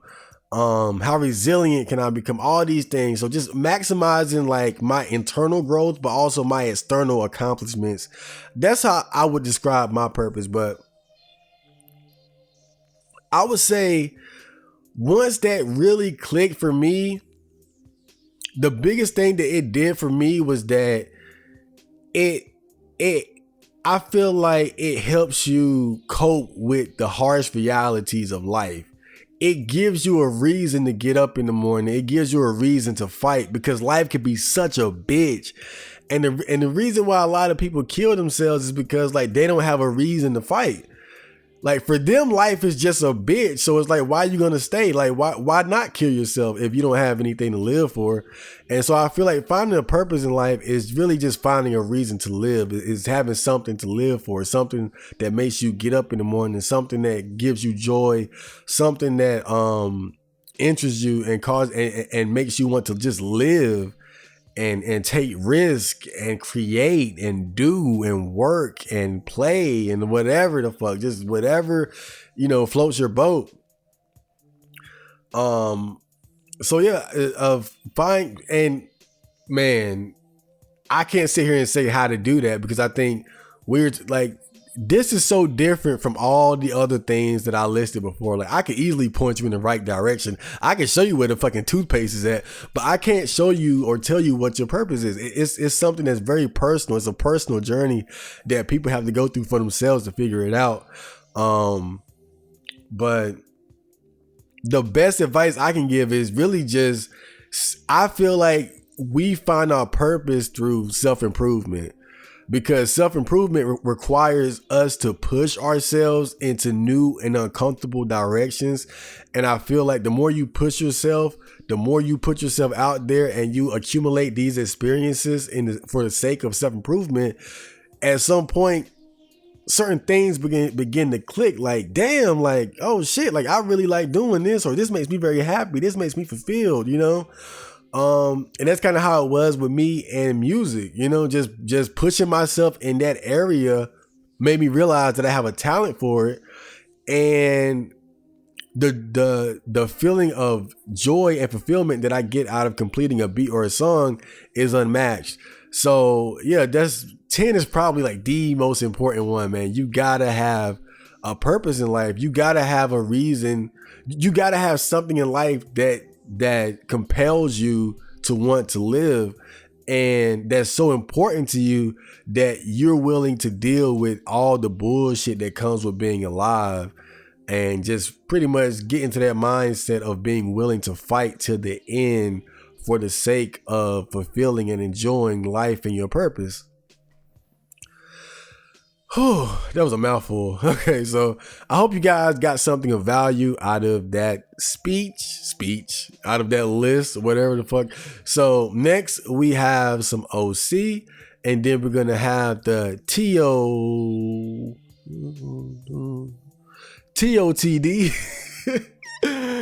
And yeah, so yeah, I'll be back. TOTD. That's cool.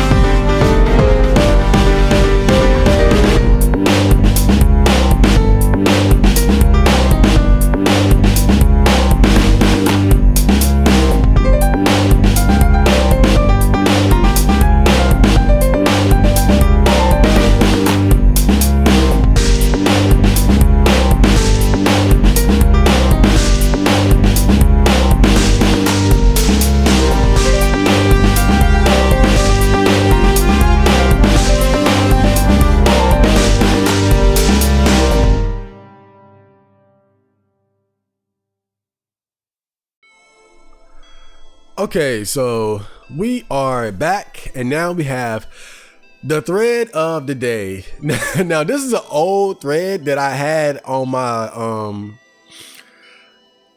this is an old thread that I had just lingering on my laptop. I save threads sometimes for the sake of these very moments. I wanted a new thread from like the previous week on R9K, but when I went there, honestly, there wasn't any good threads. Like, this Saturday was just a bad day for R9K. There wasn't like one interesting thread. I even went to other boards, but I didn't see any threads that were really interesting. So I went to like my little archive of saved threads from like years ago. This is like 2019, but still very relevant. And it's just a simple thread asking why so many young men are having problems getting girlfriends today. And I think very soon I'm gonna do, because I think so far I haven't really gone in depth on this particular issue. Like, I've talked about bits and pieces of male virginity and all that shit, dating dynamics, but I haven't really gotten to the meat of it like I really wanted to. I've been wanting to hold off on that, so I'm probably gonna do an episode about that very soon, especially since this is like the month of Valentine's. But sort of as a precursor to that, let's get into this thread. So the OP says, why are so many young men having problems getting girlfriends today? Old boomers about 60 years old and older can't understand this because everyone got girls in their generations. What happened? Then you got these two right off the back posts here. This guy says hypergamy, feminism, Tinder, etc., which I think are all good points. This guy here says, unironically, social media and smartphones. In the olden days, you had real interactions with everybody and just dated some girl you fancy. And everybody was socialized with face-to-face contact by 13.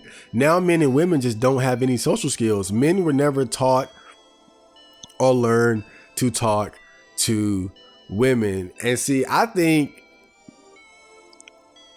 social media is a big thing. Social media is a big part of this, and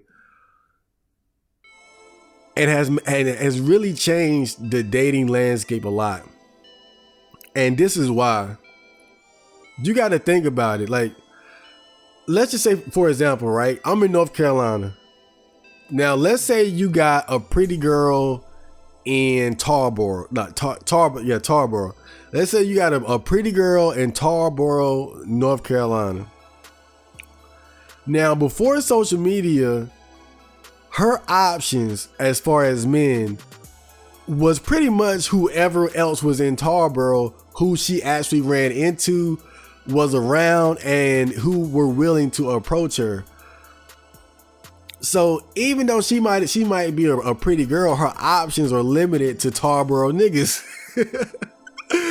I'm not trying to put down my Tarboro brothers. I'm just using y'all as an example because Tarboro is kind of like a small country area. But yeah. So think about how much of a difference that is to how things are now with social media, where this girl, okay, she's pretty, she's in Tarboro, but she has social media. So she's posting pictures on Instagram, she's posting pictures on Facebook, she's on Twitter going crazy. You know, her social media game is on point, right? And she's pretty as hell. So now, not only is she more visible to even the guys in Tarboro, because again, think about it, without social media, even if the guy is in your same area, you still have to cross paths with him. He still has to be willing to talk to you. He still has to make the approach and all that shit. But now with social media, not only are you exposed to all the high value men in your area, you can have guys in fucking Raleigh, Charlotte, Durham. Now they checking you out because they follow you on Instagram. Now the fucking ballers from Raleigh, they sliding in your DMs, or you sliding into their DMs. So I feel like that's why social media has had such a big effect on dating, is that now it's much easier for attractive people to connect with other attractive people. It's so much easier for women to connect with men of higher value and status than the men that are available to them in their little area. Because again, without social media, even as a female, you're limited to who you're around at that time. You know, because some girls don't go to the club. Some girls, they not into that club and shit. And so they limited to whoever they work with. If maybe a guy might hit on them at the grocery store or whatever, you know, they're limited to just whatever random approaches they get and guys in their social circle. But with social media, it greatly expands their options. And you know, before social media, right, this pretty girl in Tarboro, you know, you might approach her and you might not be her ideal, but most girls, they not gonna want to be alone. They want some dick. They trying to get dick down. You know, they don't want to be the only girl that's single. So it's like, you might not be her ideal, but you alright, and you approached her. So it's like, she might give you a shot. But now with social media, it's totally different, because it's like, her ideal is available to her. She can just slide in his DMs if he's not sliding in her DMs already. And so that's why social media is really, like, I'm not saying like it's a bad thing.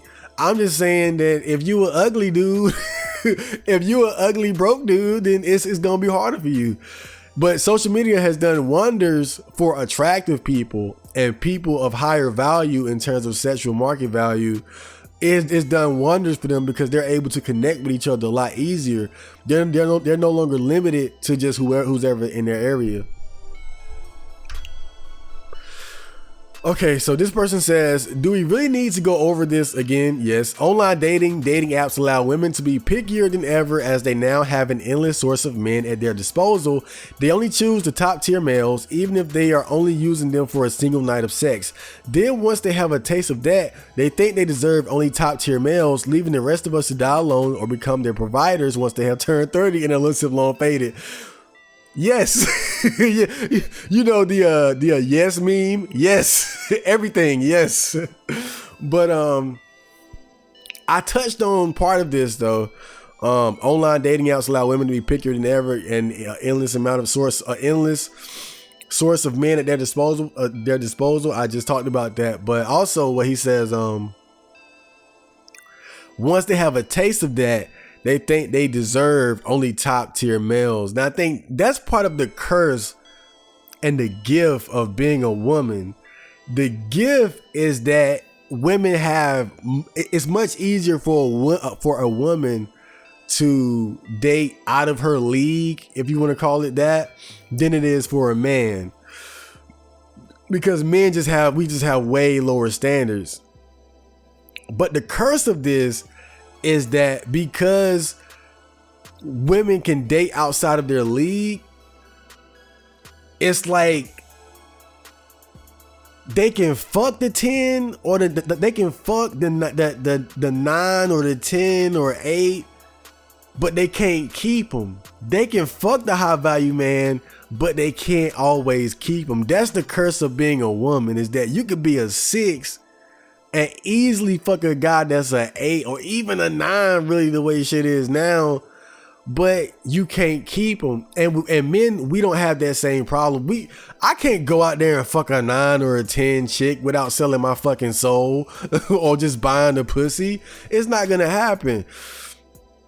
So I'm not cursed and gifted with that ability to have these experiences with people who are way more attractive to me, but not having the ability to keep them. That's kind of the curse of being a female, is that they get a taste of that alpha male dick and it's like they can't go back. They just can't go back. You know, they get addicted to the fucking streets, leaving the rest of us to die alone or become their providers once they've turned 30. And that's another very relevant thing, is that when you see all these guys who are if you really pay attention, most of the guys complaining about being single and virgins and shit, they're in their 20s. The 20s is like the worst time to be a guy, because it's when women are at the peak of their value and most men are at like a, how do you say it? Like, not quite, because with guys it's different. With guys is different. With girls, it's obvious that women are at the peak of their value in their 20s, because the primary value of females is their youth. But with guys, it's different. One, yes, looks matter a lot for guys.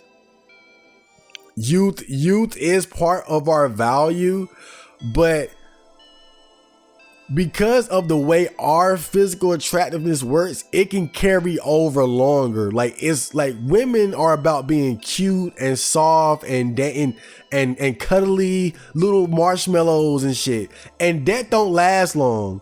But with guys, like, you don't have to be a pretty boy like Leonardo DiCaprio. Like, you can be a rough looking dude and still be handsome and shit. Like, you can be 35 with like a little gray on your beard, but you real muscular, you're tall. So it's like with guys, it's like youth is important, but not as important as it is with women, because what makes us attractive is different.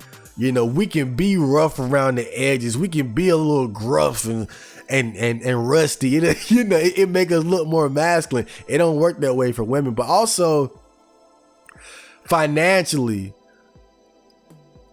the way men tend to over the years develop greater wealth and finances. So the way our value works is just a bit different. But overall, I will argue that when we're in our 20s, for most of us, that's when we are probably have the least amount of value, unless you're like a Logan Paul type dude where you just, unless you're just very physically attractive, or you got your shit together. And see, the problem with being a man is that the standard for being physically attractive is so much higher than it is for a woman. A woman can be a 4 or a 5 or a 6 and still get a lot of male attention. A man can't be a 4 or 5 and a 6 and still get a lot of female attention unless he just cold approaching like a motherfucker, or he got something else he's compensating with. Like maybe he just got, he got a lot of money or something like that. But for the most part, I feel like, when you look at it, most of these guys who are complaining the most about being single and shit is because we in our 20s, we don't have any fucking value. You average looking, maybe, you work Lowe's, if you work at all, and you're trying to, and you're competing for women who have access to guys who are physically attractive, to guys who do have a nice car, to guys who do have a good paying job or making a lot of money and shit like that. That's your competition. And that's why being a man in his 20s can just be suffering when it comes to dating, because for a lot of us, we're not attractive enough to depend on that. So we have to get our shit together in terms of like our wealth and finances and living situation. And for a lot of guys in their 20s, that's just not the case. But once you hit 30, if you did manage to get your shit together and you took care of yourself physically and you got a good living situation, what's going to happen is the women your age, you're going to start looking a lot more attractive because their value is going down and yours is going up. But now that men are realizing this shit, a lot of guys, they're determined not to become beta providers, because we're seeing now what's going on. You didn't want me when you were in your prime, but you want me when you're on your decline. And a lot of guys, they're not trying to put up with that shit no more. So this guy says it's because young men don't have confidence, don't pursue women, or put a woman's value above themselves. It's easy to blame neglectful parenting from the previous generation, but it doesn't stop someone from improving themselves. I agree. I think when we look at this situation, oftentimes we look at how women have changed and what their nature is in terms of how they select men. But I think without a doubt, you got to admit that men now are much more feminine. Men are a lot weaker, don't have principles, self-discipline, ain't been raised. We call it ain't been raised right. That's what we call it in the hood. He ain't been raised right.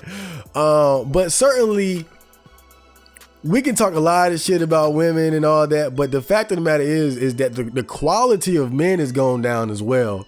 Men are a lot, like I said, a lot of guys are a lot more feminine now and weak.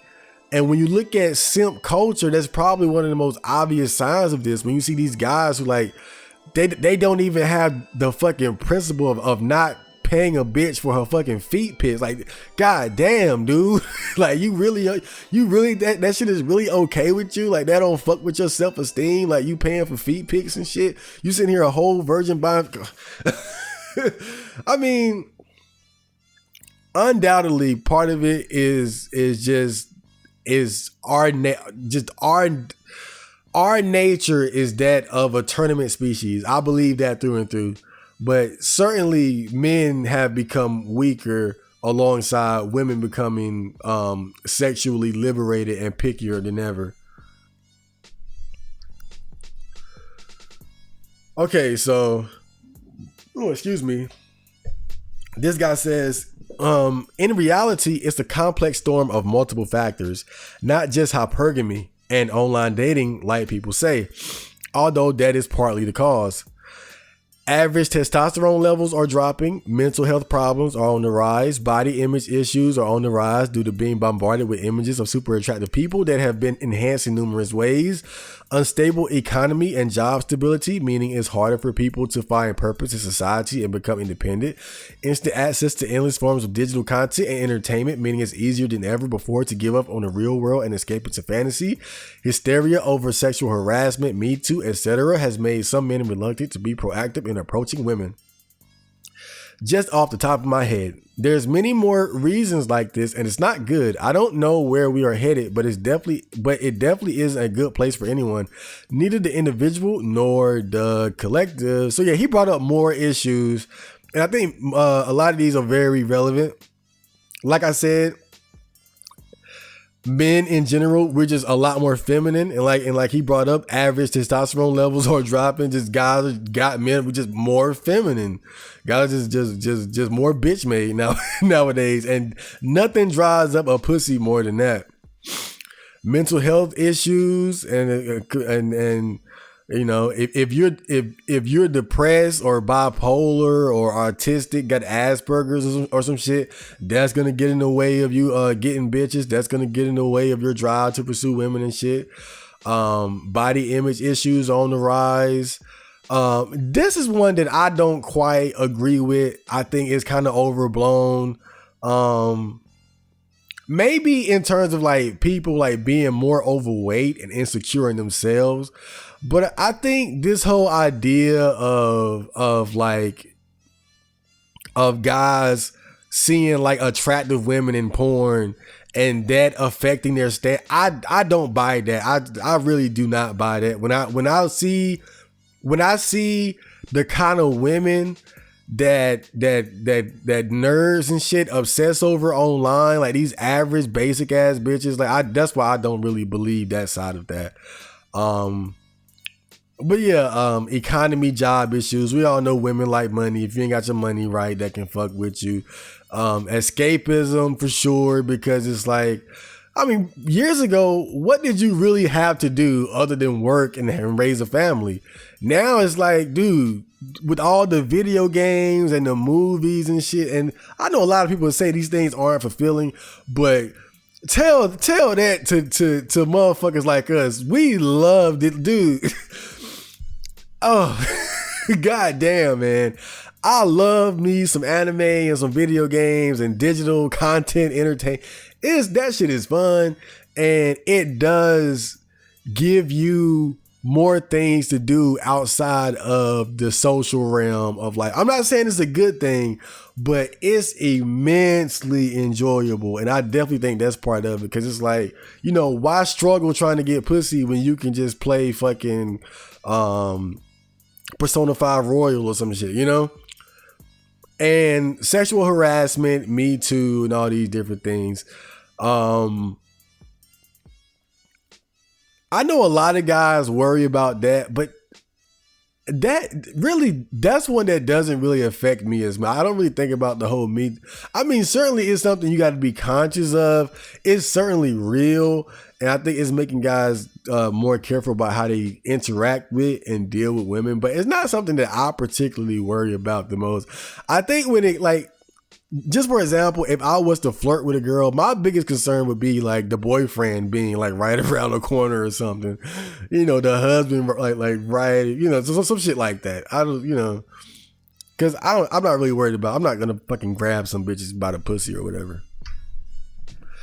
So this guy says, it's funny that everyone who can't get action is blaming their lack of success on dating apps. Dating apps are shit for women too. Just because they can get a one-night stand doesn't mean that sex is enjoyable. Also, only a fraction of the female population bothers with dating apps. The problem is that you don't want to get women in real life, so a dating app is your only option. And see, I feel like the problem here is that he's singling out dating apps. Now, maybe some of what he's saying is true in terms of dating apps, but the larger issue is social media. And you can't tell me most women are not using social media. And really, social media in a way is just it's a form of a dating app. You know, if you're just talking about Tinder and Plenty of Fish and whatnot, then obviously the male to female ratio is completely skewed towards men. It's like what? It's like what, 10-1, 8-1, something like that. Like, obviously dating apps are more populated by men than women, but we're more so talking about social media in general, in which case most women, especially any decent looking attractive woman, is gonna have Twitter, Instagram, Facebook, TikTok, any number of these social media apps. And that's what I feel like, that's even worse than just fucking Tinder or something, because every girl might not have a Tinder, but every girl is going to have an Instagram or a Facebook or something. And all these apps are going to connect her with higher value men. And I think that's the bigger issue, is social media in general. Dating apps are part of it. But like you said, you know, dating apps are mostly populated by men, but social media has no gender bias. It is for men and women equally. And you know how much women love taking pictures of themselves in them damn yoga pants. So this guy says, guys, if you want to succeed, you have to improve yourself. If you want to remain lonely, then keep your crybaby pity party attitude.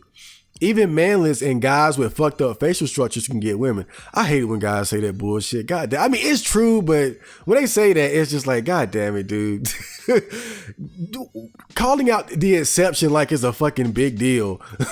God, whatever. Stop smoking weed completely. I don't know. I don't really, I think that's one of those things that can kind of work for some people, but some people it don't really matter. Quit escapism of all kinds. There's a difference between escapism and stress relief. Don't excessively masturbate. Don't excessively play video games. Don't mindlessly browse your phone in public. I think this is good. I think the second one is good advice.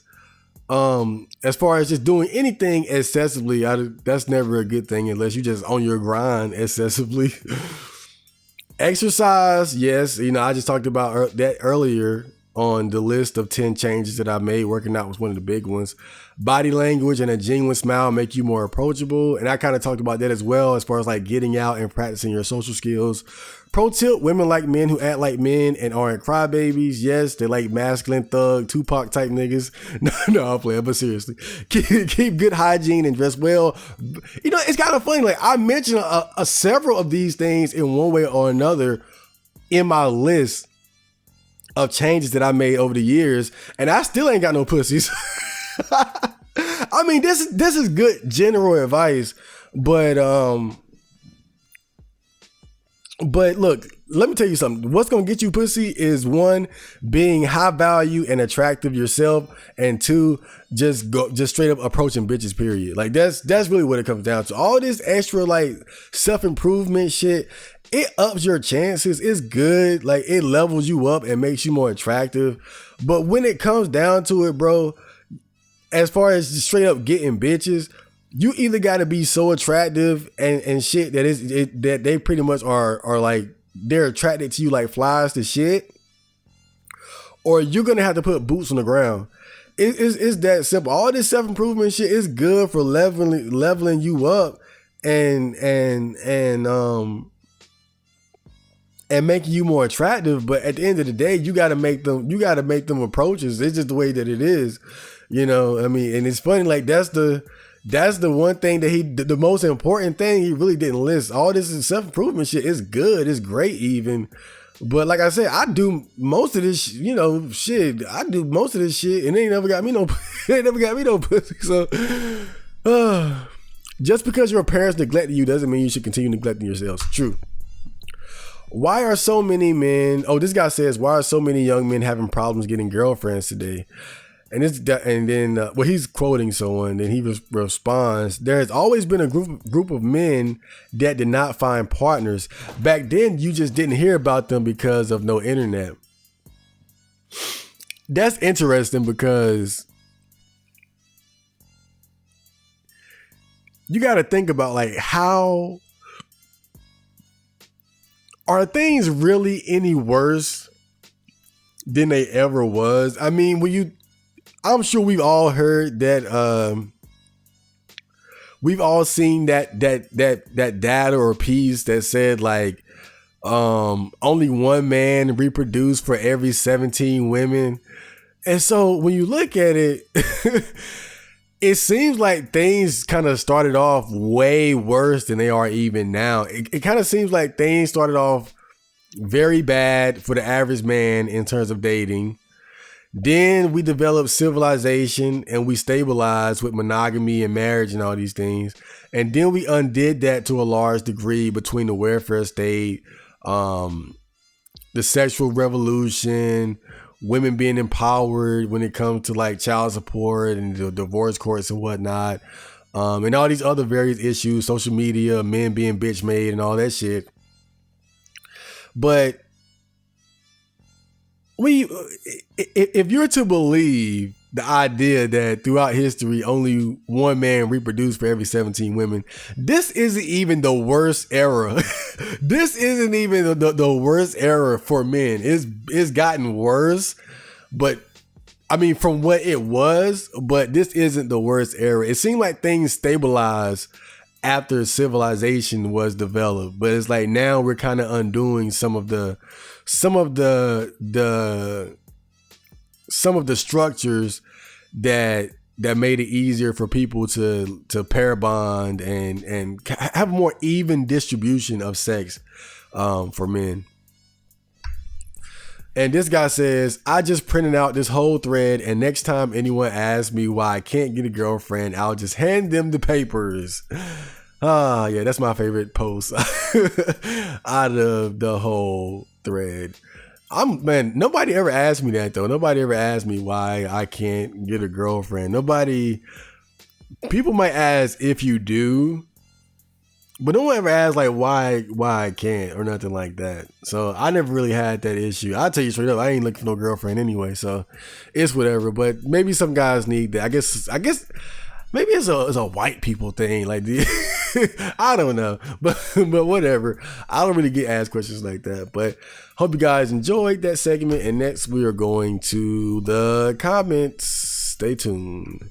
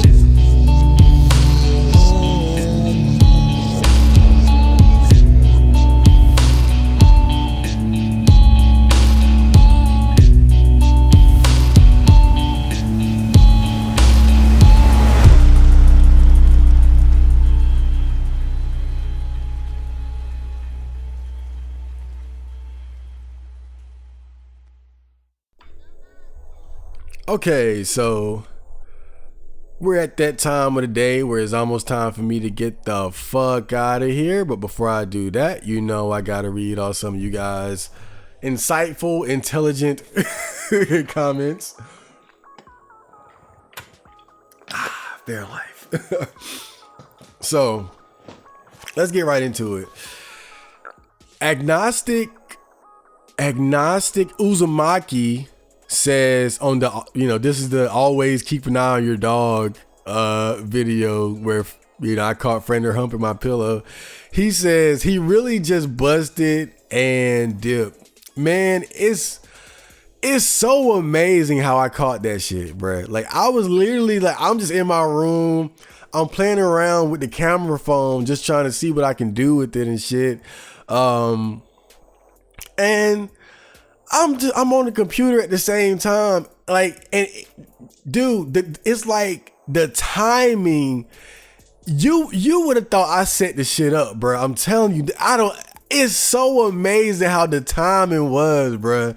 Like, I set up the camera and I'm looking in the camera.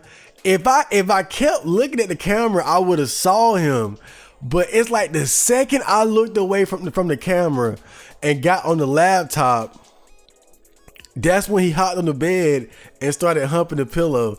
And then right when I looked back at the phone, he just got done. I mean, that timing, bro, that's some shit that's right out of a fucking comedy movie. And then it's like, when I look back, like, it wasn't until I looked back at the video that I noticed what happened, and I just started bugging. I was laughing so hard because, like, just the way he looked back, just to catch it on camera, bro. Oh man, and like I had got perfectly out of frame, so you can. Oh my god, dude! Like, that was just a magical moment in time for me. It's so stupid, but it's magical just because of like that perfect timing of setting up the camera and then like looking away just long enough for him to do it, and then like coming back and him being done. Oh my god, that shit was perfect, bro. I had to upload that shit. Okay, on the same video, Ronnie says, "What is the song called?" And then I replied, "Junko Yagami Jealous." Man, I found this playlist with like Japanese pop and R&B songs from the 80s, and that's why I ended up finding that song. I found a lot of good songs in that playlist. Like, man, I love that kind of music. God damn, I don't know what the fuck that bitch saying, but I love that song. It's some more good ones too. Like Streets Are Hot by, I think her name is Miho Fujiwara. But yeah, just look up like 80s Japanese pop and R&B. It's so much good music in those playlists. Goddamn. And so on the same video, Hellbreaker says, "Nice and lean, my man, you're gonna make it." And then Moogie Strong says, "Hi, Super Oz." And then he says, "Just nutted." He's a regular on the Discord. I got to go back there too. I kind of been away from the Discord for a while, so I could, focus on either degeneracy or productivity, either or. But yeah, man, I've been on my workout shit, but like I said earlier, man, working out has been paying off, over the years. Even the people around me have been complimenting me. They see the cuts, they see the muscles. I'm out here looking sexy as shit. They see me. Oh man, but it's still like now I know, like, yeah, it's like, bruh, I don't know if you guys ever seen this picture. I'll never forget that shit. And I feel so good because I made it happen. But there's a picture with Arnold Schwarzenegger and Chris Chan, and it's showing Arnold Schwarzenegger in his prime. And of course, he was just big as fuck, built like a fucking muscle tank. And then it's a picture of Chris Chan and his almost like deformed, fat, nasty, just like he like. the dude body looked like he lived in a bubble his whole life and ate nothing but Pop-Tarts and Fruit Loop cereal and shit. And on the picture it says, how will you look at 27 or something like that? And then it was so nice when I realized at 27, because I saw that picture, like that's an old meme. And I probably saw that first when I was like 20, 21.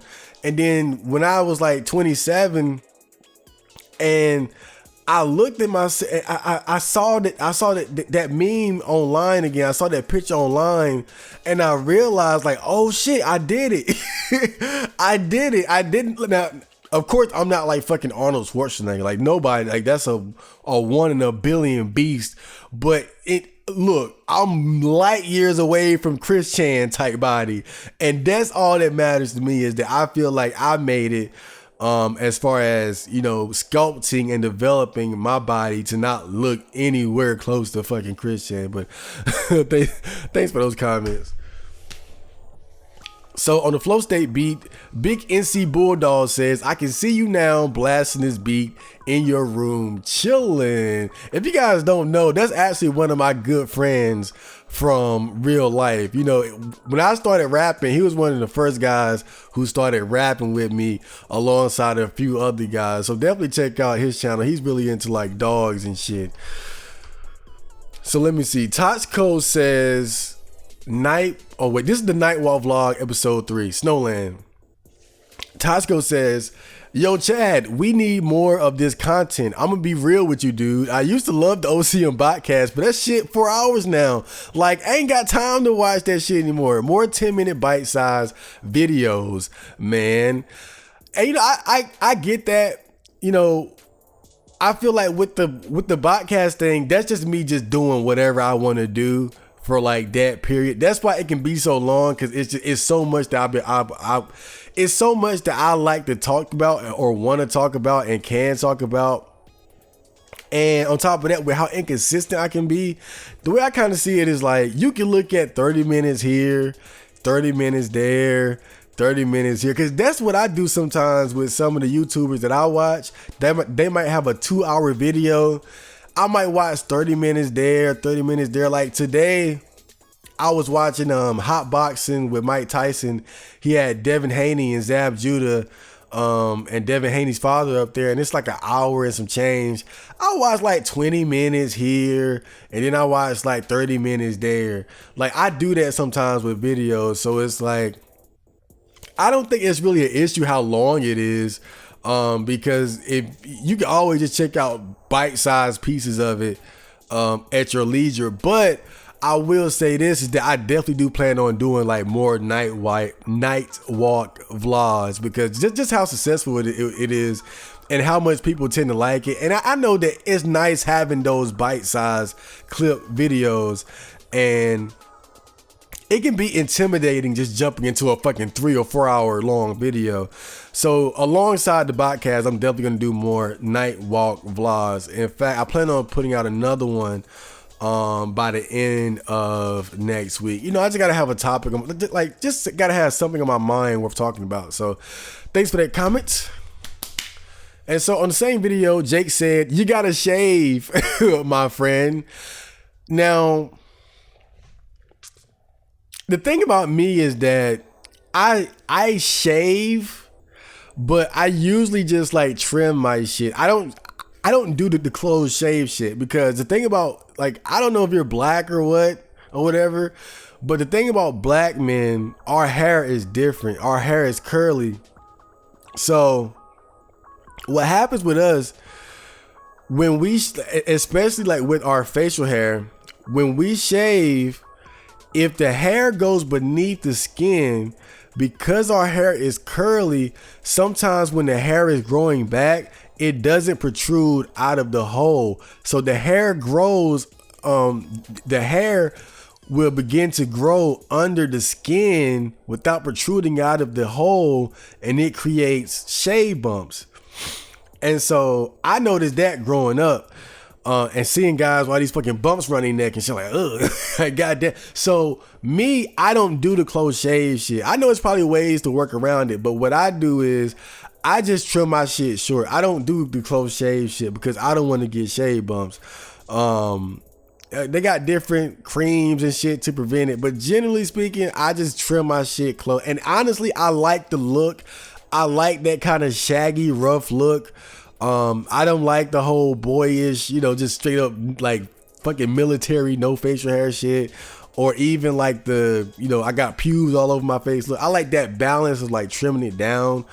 I trim it just close enough so that I don't get shave bumps. And, I don't really go out a lot anyway, so I don't really have to do any like fancy shaving techniques or nothing like that. So, get used to me looking like rough around the edges in the face. On the same video, Ghostface says, I'm more of a fall and winter guy than summer guy, to be honest. It just gives me a comfy feeling. And then Flim says, same, fall is my favorite season, although late spring is nice too. Only children and tourists care about summer. Yeah, so for that one, I'm going to say that I have to disagree. Summer is fucking awesome. What the fuck are you guys talking about?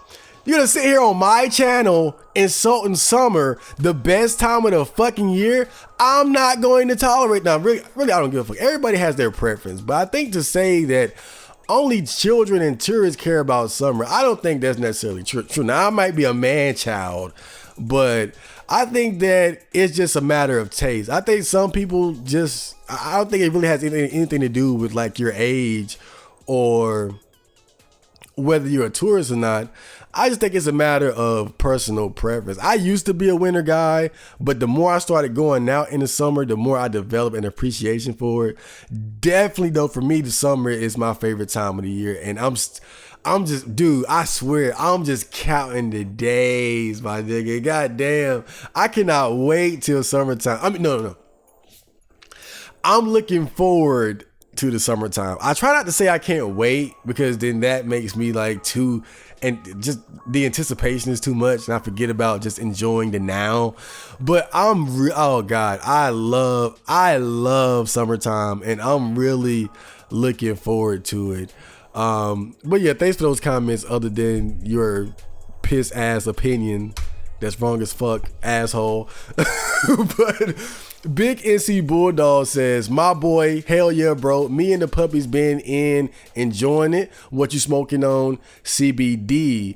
And then Flim says, I don't smoke period, but hemp is definitely more based than weed. Weed back in the 70s didn't have nearly as much THC as the modern strains.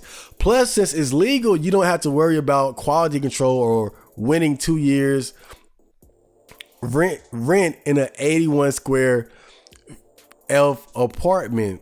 Wait, what's he talking about at the end there? Anyway, and then Big NC Bulldog says, haha, true. Flynn replies, might try smoking tea leaves. I don't want to get addicted to tobacco or have my endocannabinoid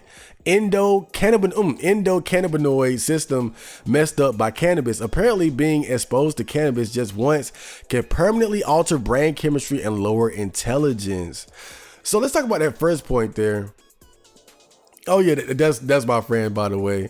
And yeah, man, look, let me tell you something about Big NC Bulldogs. Don't smoke with this motherfucker.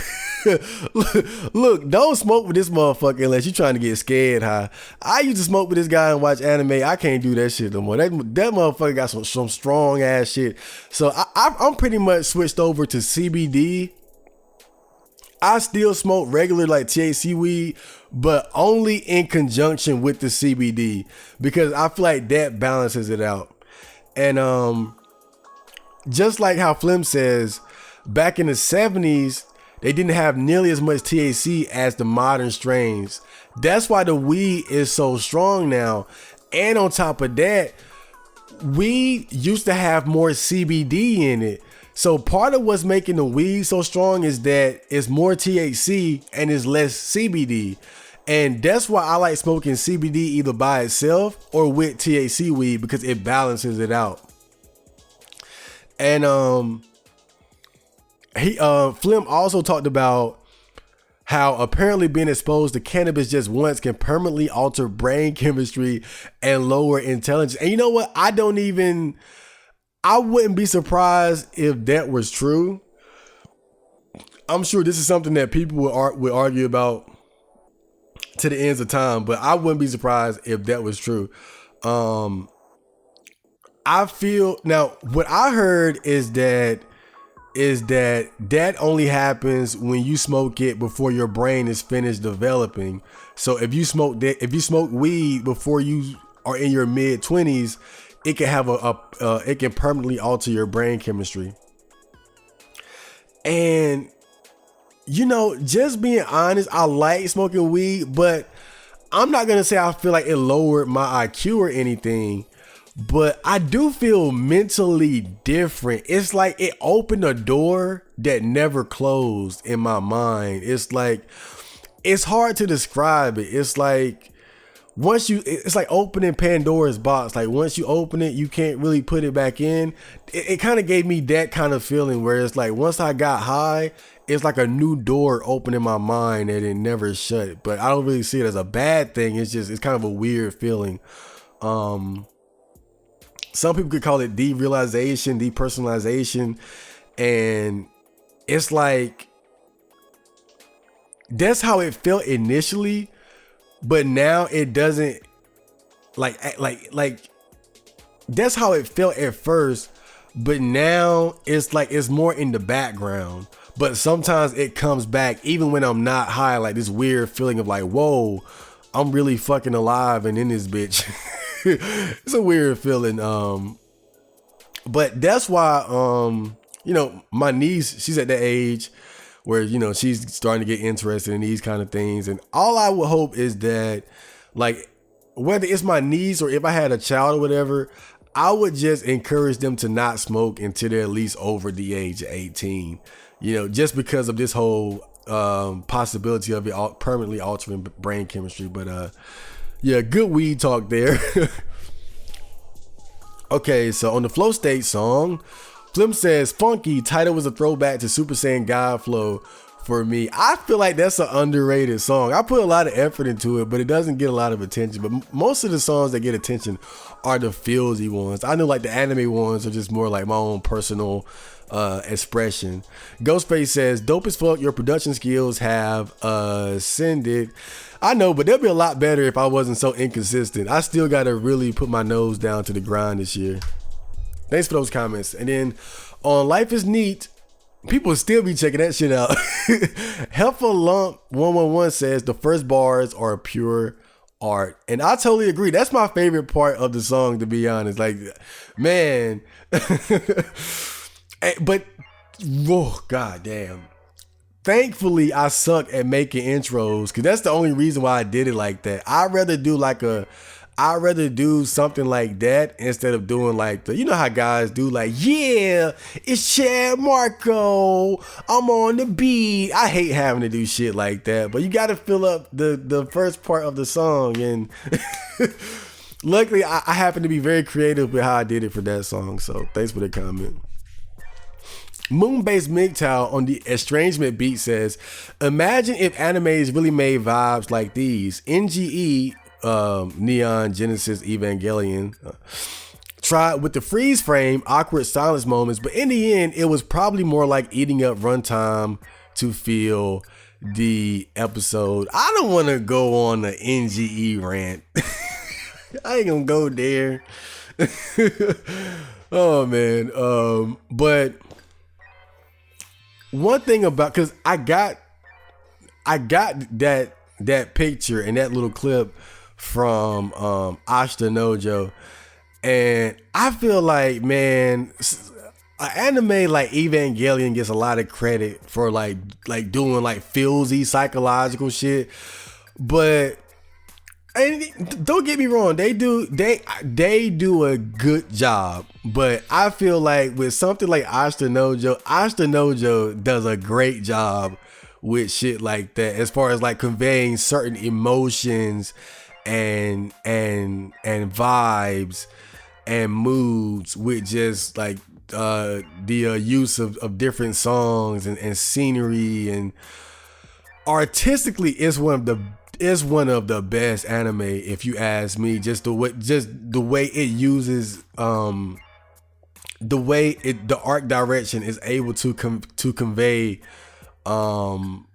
Joe's state at various parts of the anime. And that's why I kind of just took that, like, I could have just took that picture and that would have been enough. But the reason why I took that whole scene, that clip where you see the people dancing and that music in the beginning and shit, because I love that scene so much, because it's like, it's the perfect example of that feeling of being around people, but still feeling alone. You know, that feeling of estrangement, being surrounded by people, but ultimately feeling alone in the end. And that's just one of the many examples where Ashita Nojo was able to convey a powerful emotion like that. Ian Taylor said, "Lockdown is legit turning me into a schizo." Man, I cannot relate. When I made that quarantine song and I said life is still the same, I meant it, man. Like, my life really doesn't feel much different since before the quarantine, except like the whole face mask shit. But that's really it. Everything else has just been so normal for me, because I go to the same places, like just stores, the library, uptown, and the only difference is that I gotta wear a mask, but I can still do pretty much what I've always done. And I spend most of my time indoors anyway, so, you know, life is still the same. Thanks for the comment. Gig now, why? God damn it. Why do you guys do this? Gig no wanna sana fanakana. We're gonna call you Gig. Says, was low key hoping you did a Future Funk song. And then TK526 says, do it, chat. And then Flim says, at first I was like, what the fuck? Yeah, I knew people were gonna be confused by like the first part of that video, because I straight just took the whole clip, but I felt like it was necessary to kind of like go with Joe's face in that scene, where you see him just laid back on that couch in the club, just totally disinterested, because the whole setup was that that girl is like a love interest who's like in love with him, but she can't really get through to him because he's so focused on boxing. And so just one day she drags him out to a club to try to get him to do something normal, and he's totally not feeling it. And that's why I feel like you need that whole clip for the context. It's so funny. That's why I had to do it like that. But yeah, that's why I did that shit. What the fuck is so that's Future Funk? I don't know if that's my wave. Y'all, I'm gonna stick to the Fields beats. And then Gerald said, "Booba" on the Opa beat. That's my new favorite meme, boobas. It's so simple, but I love it. Boobas. Who did that? Who was the first guy who just said boobas? Booba. It's like, when I hear it, I just think of some low IQ Coomer, some dumbass just obsessed with titties. Booba, booba, booba. It's just so dumb. I love it. And then, last but not least, hello says on the Kyojin beat, sounds cleaner than I expected, man. Hope you fixed the Kaoken times 22 beat, because if you wear stereo headphones and listen to that beat, the drum clack sound is too sharp. I can use sound mixer, but it blunts the other parts of the song when I only just want to blunt the sharp eye twitch inducing clack drum sound, whatever you call it. Now, here's some constructive criticism here. I enjoyed this too, but I noticed that too when I listen to some of my older beats and older songs. I can definitely identify certain mistakes I made as far as like mixing and mastering, but really that's just part of the process. It's not like I had the same level of skill making those beats as I do now. Now I have an ear for stuff like that. Now I notice like, oh, the claps are too loud or this is too low, and you know, I can change this. So if you go back to my older beats, it's just the way it is. You're gonna hear more flaws and more, especially if you have an ear for music, you're gonna hear more flaws and stuff because it's just certain things that I didn't pay attention to or didn't know. So yeah. And then on the song Melancholy, he says, please post lyrics. It's easy to mishear words. You know, I don't like it when I could never figure out what's being said in good songs like these, man. I can only figure out like 70% of the words. And with stuff like that, I always just hope like it wasn't an issue of me not speaking. My only fear is having not said something clearly. But I noticed though that with not, I'm not gonna say it depends on the artist and the kind of song, but there are with most artists, I noticed that it's certain songs where I don't understand everything that they said. And as an artist, always you want to make sure that the listener can understand what you're saying. But I think inevitably sometimes you're just not going to catch certain things because certain words might sound alike, and then depending on the speed that somebody is rapping, like, oh God, like Bone Thugs are my favorite group, but I don't understand half the shit they be saying because they rap so fast. And they the way they stack vocals and do ad libs and shit and talk overs. But you know, when it comes to, that's why I try to include the lyrics as often as I can. I might just every now and then just go back and add lyrics to the songs that I haven't, so that there won't be this issue. But my main concern though is always just making sure that when I make a song, that if people don't understand what I'm saying, it's not because I didn't say it clearly. It's just because it might sound a certain way, or they might not know what I'm talking about, or something like that. You know, basically, I'm saying I just hope it's not my fault. So, but I appreciate that. Constructive criticism is always needed. And with that, that ends the episode. And I hope you guys enjoyed that. And I will return later with more OCM Botcast and everything else. So yeah, stay pretty and stay awesome and stay with me. I love you guys.